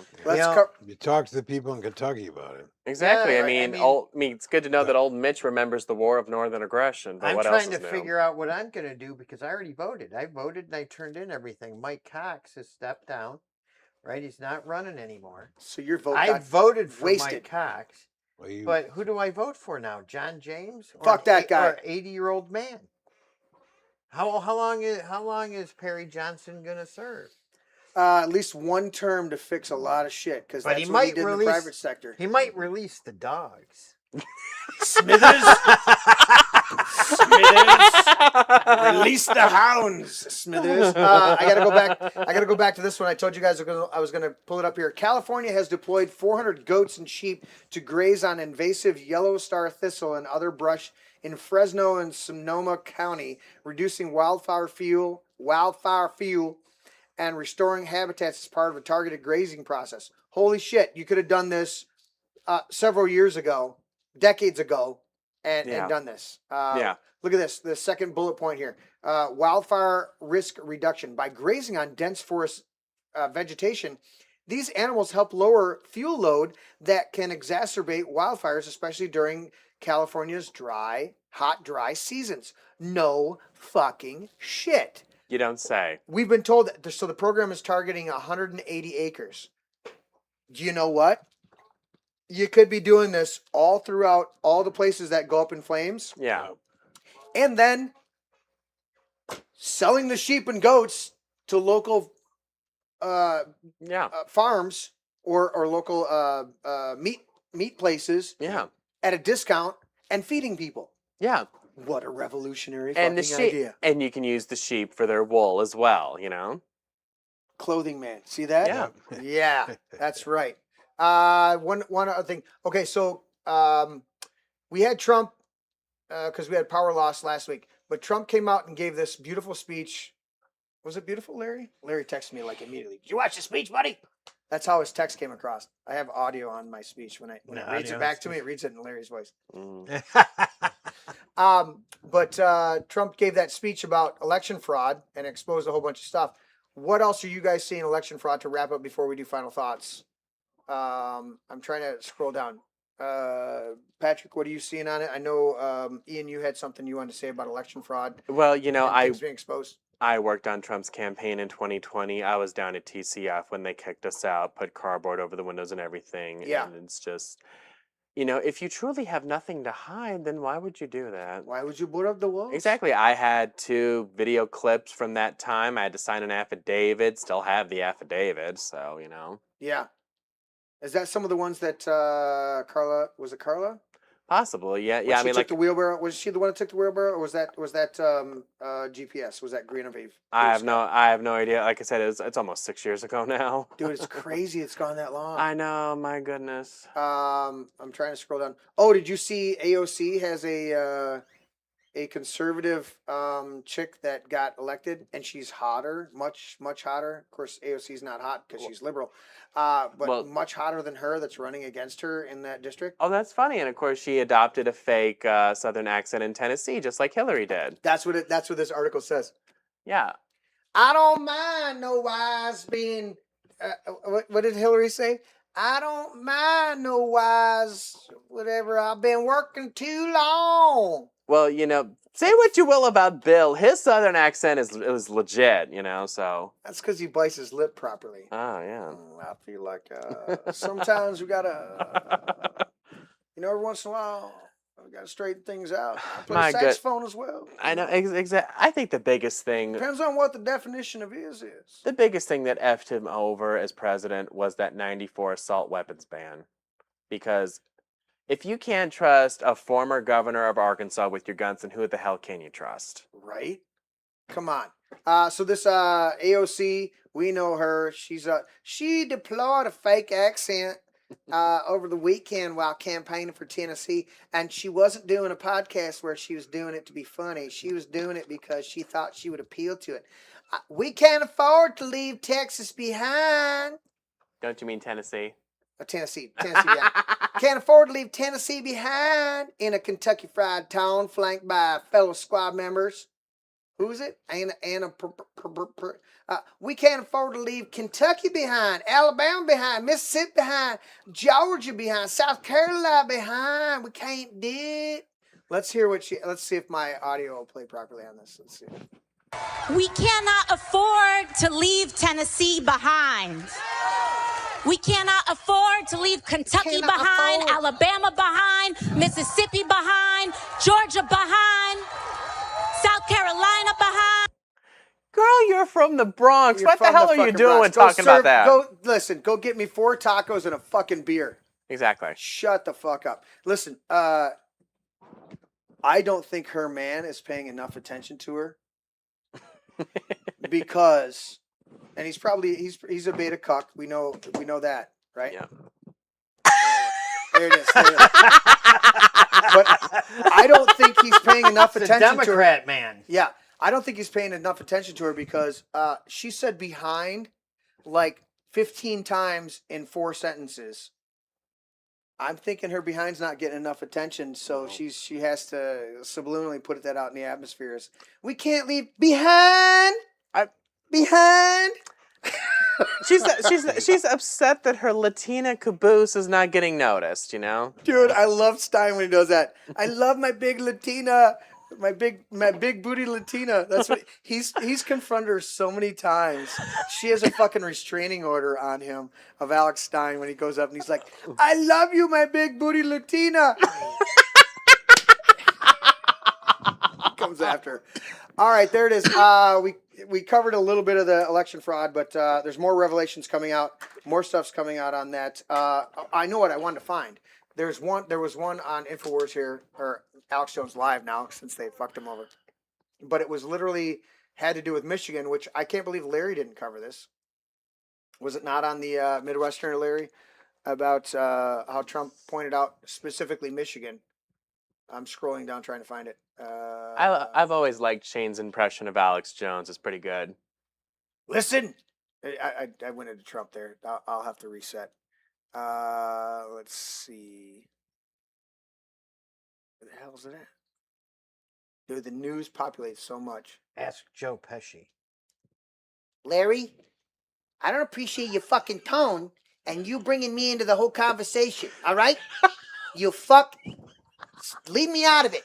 It's not what I was doing. I was shining my fucking shoes. Go get your fucking shine box. Let's see. I know it was in here. Oh yeah, we had to destroy flock cameras. There was a whole bunch of stuff. Yep, I like that. I like that a lot. Dude, the flock cameras. Oh, are look, getting... there's that. Show him the transgender Maine Democrat. Let him see a picture dude. of that guy. Oh, This is the one I was talking about beforehand. Dude, this is the one I was talking about before. All right, this is the dude. All right, so Maine senatorial candidate Ashley Webb, which could be a dude's name too, reportedly claimed to have experiences monthly ovulation and via excreting blood through his rectum. Dude, when I'm having my monthly period and it's not too bad, I feel some things in my right side, but my appendix is okay, and something above my bladder. Dude, those are called hemorrhoids. you got to get them looked at. Hemorrhoids. Get them looked at. Wait, is that person looking at somebody or looking away? I can't tell. Oh my goodness, the transvestite in anger management was much better looking than this guy. I mean, take a look at that, man. You could push his face in dough and make gorilla cookies. Wow. Wait, there's a picture. Who's the most masculine out of all four of those people? Holy shit, dude. The chick in the middle? Dude, look at the husk on that. That is a husky person. Yes. That's a dude. Wait. What's Do you remember Austin Power? You know what? I need to get that clip of Austin Powers. Do you have sound? Can you play that? I can play it. Yeah. Oh my goodness. Oh, I ran for office several times. Didn't win, but I did run. And then I'm a songwriter, and then I write my own books. And then I suppose my transparency, I wouldn't lie to the people, and I wouldn't deceive the people like we're being deceived right now. Like, Oh my goodness. Do Oh, you, it didn't do you remember didn't play the whole thing? I wanted him to get into the part about. Yeah. Do you remember the transgender person at GameStop saying, "It is ma'am. It is Yes. ma'am." Oh yeah, absolutely. It's ma'am. Okay, sir. Excuse me, ma'am, your sir is showing. Right? Yeah, can you tuck your dick back under your skirt? Wow. Your Adam's apple was showing. Yeah. Your Adam's apple hit me before your nose. You know there's a problem when the girl you're with's balls are dragging on the floor like you walk. I need to get the quick clip over here from Austin Powers when he goes, "It's a man, baby." And then the other one's Isn't from there a couple songs about that? dude. What about Literally the one Lola? is they wrote it because the one dude in the band didn't know he was with a tranny until like the next morning. That's bad. And he's like, I wrote this song for my bandmate because he had no clue. He was so wasted and just making out with this person. And he's like, the next morning, he's like, "You do realize that was a guy?" He's like, "No." He's like, "Yes." The other one's Crocodile Dundee. Remember Crocodile Dundee? And he was like, that's not a Sheila. That's a man. That's not a knife. That's this is a a knife. Because since they did Bart versus Australia, that was such a good episode. Dude. Like, Aussies my age adore that episode. There was a petition to get their dollar to be called Dollary Dues. That's awesome. All right, final thoughts. We're at the witching hour. Patrick, you want to go first? Well, you're talking about election integrity. All I got to say is that there's about 120 million people in the United States. If you add up Joe Biden's record-breaking win of 81 million people and Trump's 74 million, you're about 38 million people short. So where do we come up with the extra 38? Hey, that got us kicked off YouTube before. When you do math, logic, you have to do the new math so that those numbers work out properly. Okay, well, yeah. Well, apparently 2 + 2 = 5 these days, you know, so that's what the kids are most learning. secure election in God's creation. Yes. They took my channel from YouTube 2 years or whatever it was, how many years ago? Yeah. Because we did that math with my grandson. Yeah. Right. And I said, okay, we're doing that. 2 minutes with my grandson doing math like that, and they literally came back and said that they took my channel for false information putting out there. I'm like, it's a podcast. I can put out as much fucking false information. It's for entertainment value only. Yeah. You know? Either way, did that. And I really literally read through their stuff. Mm-hmm. Well, there are 166 million people that are registered to vote. And I go, okay, great. Percentage of people who actually turned out to vote drops it down to 133 or 134 million that actually voted. Mm-hmm. So guess what? That doesn't 74 and 80. That's more than your number. Yeah. But there's 166 people 166 million that I'm like. No, there aren't. And what percentage turned out? Yeah. You didn't get 100%. I mean, you got 110% in Detroit, but not every other place got 110%. Oh, yeah. Yeah, we're Venezuela. Larry, final thoughts over there. Larry, go. That ain't no Let's woman. see. It's a man. Did you find that? So Who just played that shit? it's a man. Did you play it? No. Where the fuck did that? Tim, did you just log into the fucking thing? He did. He remoted into that computer and My just goodness, played it. Austin Yes. Powers, they don't make comedies like that anymore. They just don't. Dude, My final Tropic Thunder. My final thoughts is this. Austin Power. Yeah, go. We have a primary coming up on August 4th. Primary election is a very important election. Conservatives don't like to show up in it. Right. So Yeah. if you want to pick your judge candidates Michael Warren. to win, Yeah. Christina Light Mm-hmm. Mm-hmm.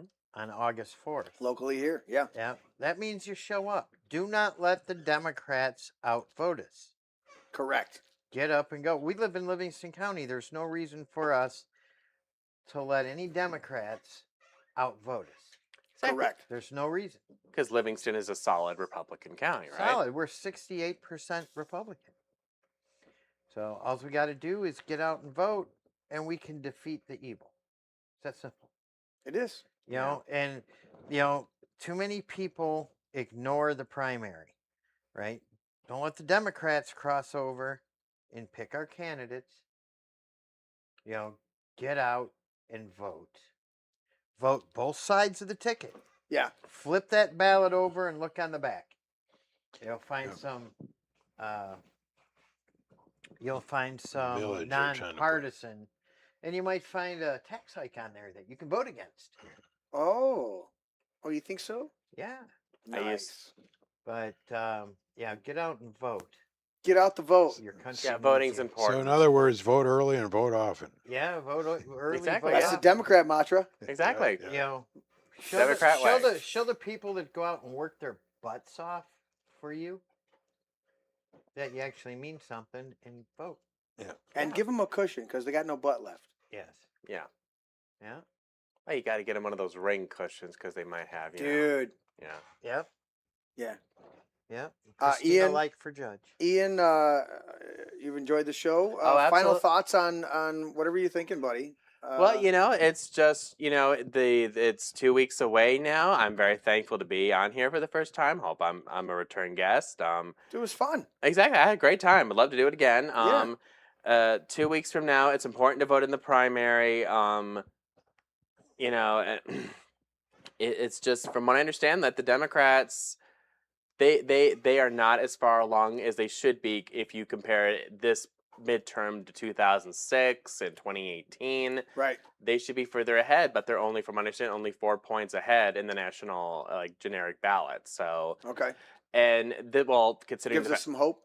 it does, Trump ran not consecutively, so this is not a typical midterm election because of that. And, You know, like I'm thankful in Michigan that every 8 years we go back and forth with the governor, and I hope that stays true this time. That I guess the biggest thing I worry about Michigan is that we become another Illinois or Minnesota. I'd be so heartbroken if that became true. Or even worse, California. I know, but but I'm sticking to the Midwest because besides Minnesota and Illinois, the rest of the Midwest is trending red. And it sucks because we are a county by county. This whole country is red. Yeah, it's just you take away the blue cities and the blue enclaves of power. Yeah. The rest of the country is conservative Republicans. Exactly. It's even amazing to me when I think about California, and we cite California a lot, and you look at California by county, and it's so conservative. And they've talked about multiple times trying to put it on the ballot to break away. New California. Yeah. And like Illinois, like look at Illinois. Most of Illinois is red except Cook or sometimes Crook County. Total Crook County. 100%. Well, same with Minnesota. You know, Minnesota, much of Minnesota is red if it wasn't for the Twin Cities. And of course, before Minnesota became a colony of Somalia. Isn't it, quick question there. Colony of Somalia. Isn't it that idea of 15-minute cities? Because when we look at our cities throughout this country, it's the blue concentrated enclaves that are the most socialist, liberalist, communist, leftist. And so if they can get the rest of the country to move into these 15-minute city enclaves, they think that they can then do the same thing that they've done in the big cities. Does that make sense? I wouldn't be surprised if that was true. I wouldn't be surprised if that was true. It's just the thing is, get them on the plantation. Well, the thing is, they drove these cities in our country, like Chicago, Detroit, like all of them, they used to be beautiful cities. Like once upon a time, Detroit was the 4th largest city in this country. And they were economic drivers. They were powerhouses of economic prosperity. I remember my grandmother telling me how her and my grandpa went to New York in the early 60s, and I would have loved to have seen that New York, because it was thriving. It wasn't this communist hellhole. Exactly. And these cities, look at New York City. You look at the rate of Americans who were born here and how much it's fallen off. I mean, New York now, I think it's like a third of people who live in New York City were actually born here. Right, which is ridiculous. Yeah. And we've got exodus here. Patrick was pontificating. Larry's talking about moving. Multiple friends that are leaving the state. Yeah. What's it going to be left with? Exactly. Dearbornistan? Exactly. And it's the blue states that are going through this exodus, and they're worried about the 2030 census. Right. Which is amazing to me that I didn't realize this until the last few years, that they count just the amount of people. They don't, not citizens, not residents. Yeah. But if there's somebody here, a warm body, then they're going to count that person in the census for congressional representation, and of course all of the appropriations that go with it. And we pushed back on that in the founding of the country and said, no, you're not going to count your slaves that don't have any rights. There's a reason why the 3/5 compromise happened. Exactly. And of course they like to say, and of course the left likes to poo-poo it. They viewing it, that was a reasonable compromise that was made at that time. Correct. It's just like you can't keep viewing everything through the lens of today. Correct. Exactly. Yeah. So thank you, Ian. It's been a pleasure having you here. Thank you. I'm gonna do mine because I forgot last time. I'm so thankful I was invited, and I look forward to being a regular again. Dude, Teddy's absence to your benefit. It's a good conversation. Nice. All the way around. Dale wants to correct both of you over here, both of the older gentlemen here at the table. Not correct, but clarify. 1966 Ford Fairlane GTA featured a 390 cubic inch S-Code V8 engine, a Cruise-O-Matic displacement, 390 cubic inches, 6.4 liter FE V8 horsepower, 335 horsepower gross at 4,800 RPMs. Torque was 427 foot-pounds at 3,200 RPM. then you have to go back to his previous statement in the chat where he beefed the fuck out of that thing. Yeah. Well, That's you know, not a correction. the That's what I said was it went from 201 to 335 horsepower stock out of the factory. That's what they offered. So if we did anything to it from that point forward, then he added to it.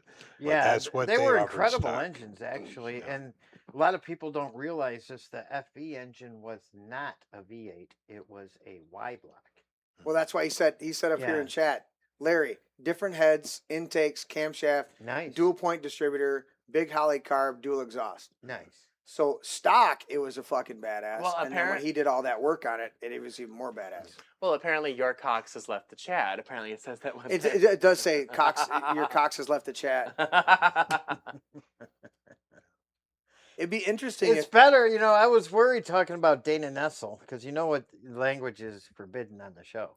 We do know that. Yeah. Are we ending like that? Yeah.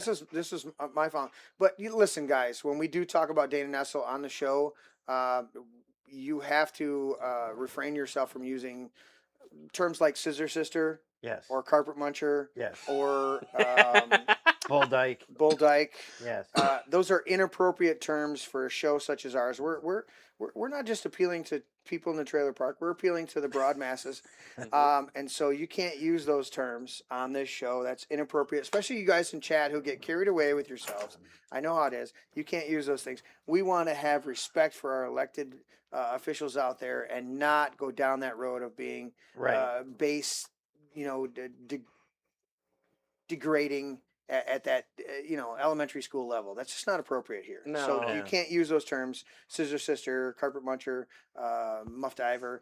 Those are not appropriate terms to use with Dana Nessel. No matter how you feel about her, it's just we're not. That's not appropriate. That's just not nice. It's not nice. No, it's not nice. And we're classy gentlemen here. Classy. Exactly. Right, exactly So right. do not refer to her as a taco eater.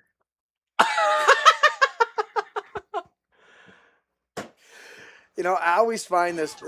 That ain't no woman. It's a man. Okay, there was this Sausage Party, this adult cartoon that came out 10 years ago. And I forget who she was, but it was like a lesbian Latina voicing the taco. Of course it was. It was probably AOC. That was her second audition because her first audition was to be Mr. Ed. A rep. No, her. Actually, no. Hillary Swank got that role first, and then she defaulted to. You know what? I saw a really good Hillary Swank movie over the weekend. It really hit home. It's actually a couple years old. Yeah, and the name of it I think is "I'm Not Me" or something like that. And she played a person who was sick with Lou Gehrig's disease. Okay. And she actually starved herself for the role. Wow.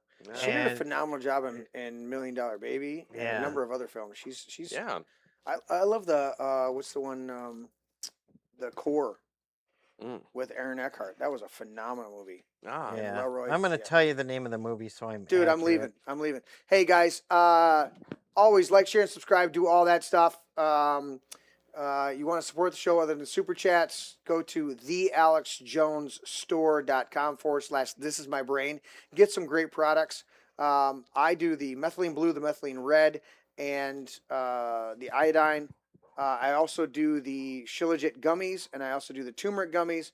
They're all phenomenal products on there, and they got a shit ton of T-shirts right now that they're putting out there. They even got some. Apparently, they got some wife beaters right now. They got this whole section with the wife beater tank tops, but with stuff on it. I'm waiting for Vince to show up in a couple of them because he's always loved wearing tank tops since he was a little kid, and so he likes these wife beater trucker shirts, And so, anyways, that's where you can support us. thealexjonesstore.com/thisismybrain. There it is. Tim just popped it up on your screen. Check that out if you want to support us beyond super chats. I'm a little offended that John Bovey didn't do us a super chat tonight, but that's okay. I just know that I need DiSerrano money. I mean, dude, these bottles are not horribly expensive, but they're also not cheap. And tune in Sunday for a special show with Alyssa Slotkin. No, we're doing a movie show. At this point, Dale says I'm doing gummies. Glenn Gogolewski is going to be here, and Chef Scott's son Christian is going to be here, and I don't know who else I'm going to have on the panel. We're just going to talk about movies. We're going to talk about our top 5 movies for this and this and this. And we're going to talk about our favorite scenes. We do have Lena Epstein scheduled to come on the show. She's coming up. We also have Ralph Rebrandt that's going to come up. Yeah. And actually, I have a couple other episodes I'm trying to figure out. I've got a couple hockey buddies. We're just going to come in and talk about hockey. There's a big shakeup with the Red Wings, with Yzerman stepping into the back of the office and seeing where the team's going to be. We were 10 years without a win, and as you can see up here on the shelf, my guests here can, my co-hosts and guests can see, I've got a bunch of the Red Wings Coke bottles, and that whole balcony over there has got Red Wings paraphernalia. And I was part of the, I was there when they won those first 2 cups, and then the next cup in 2002, and then the cup when they won it in 2008. I remember the '98 win because my family's Canadian, so I watched a lot of hockey growing up. Oh, Canadian, yeah. I know exactly, yeah. So there you go. I know, yeah. And I remember the '98 Stanley Cup winning. I remember my mom taking me down there for the party and all that. I had such a great time. You went to the parade and everything. Yes, I had a great time. That's great there. It's one of the best first memories I had as a kid, you know. I got to hold the cup. Which cup? Who's Stanley Cup? I got to hold the I thought you Stanley meant Cup. somebody's No, not Male that. Protector Cup. I didn't know which cup you meant you were holding. Stanley Cup. I got to hold it. Cool. That's awesome. So did my daughter. That's awesome. That's pretty cool. That's awesome. Yep. As a matter of fact, that was the year I pulled into a gas station downriver to get a cup of coffee, and I turned around. I don't remember who they were. I don't remember. 2 Red Wings players getting a cup of coffee. Both of them. Chelios and Draper. I don't. Yeah, it was back in '98, I think. Yeah, Chelios and Draper would have been on the team. Yeah, they lived there. They lived there. I was downriver. I was I forget which road it was, off 75. But anyways, good night to all you trailer park people. Dale's pointed out in chat, I'll say this, Perry Johnson will be at Chopsky's on Wednesday. You guys can look up the times to be there. Go to Chopsky's. Chopsky's is awesome. We love Lisa, and of course our very own Black Pill Teddy works there. Go to Chopsky's, support them, get some great food, and also meet Perry City Johnson. Chicken. Because it's Perry Johnson and John James. And John James's Liberty score is pretty shitty. So we need to get, if we have hope, Perry Johnson. Absolutely. I know he's old. Larry is old, but so are you. Well, thank you guys for having me. So Dude, great times. Good job, Ian. Thank you. All right, we're out of here.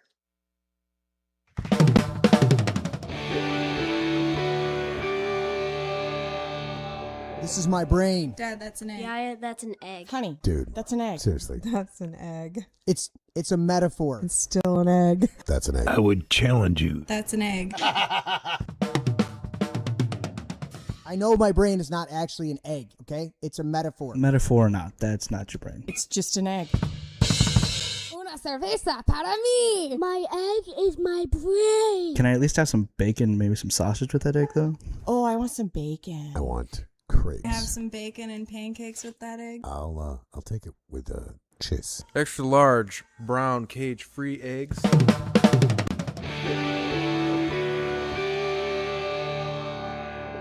Can I have your brain with cakes? A little sausage and a little toast and potato. That would be great. Does it have antibiotics? I don't know, man. I'm not good at this shit. Well, they gotta be able to resist some diseases. You resist the disease. Has it got any hormones? Maybe. It's cage free. Vegetarian? Maybe. Are they vegan? No, I eat steak. Never apologize and never explain. That ain't no woman. Never it's a man. Never apologize and never explain. It's one of Dr. Evil.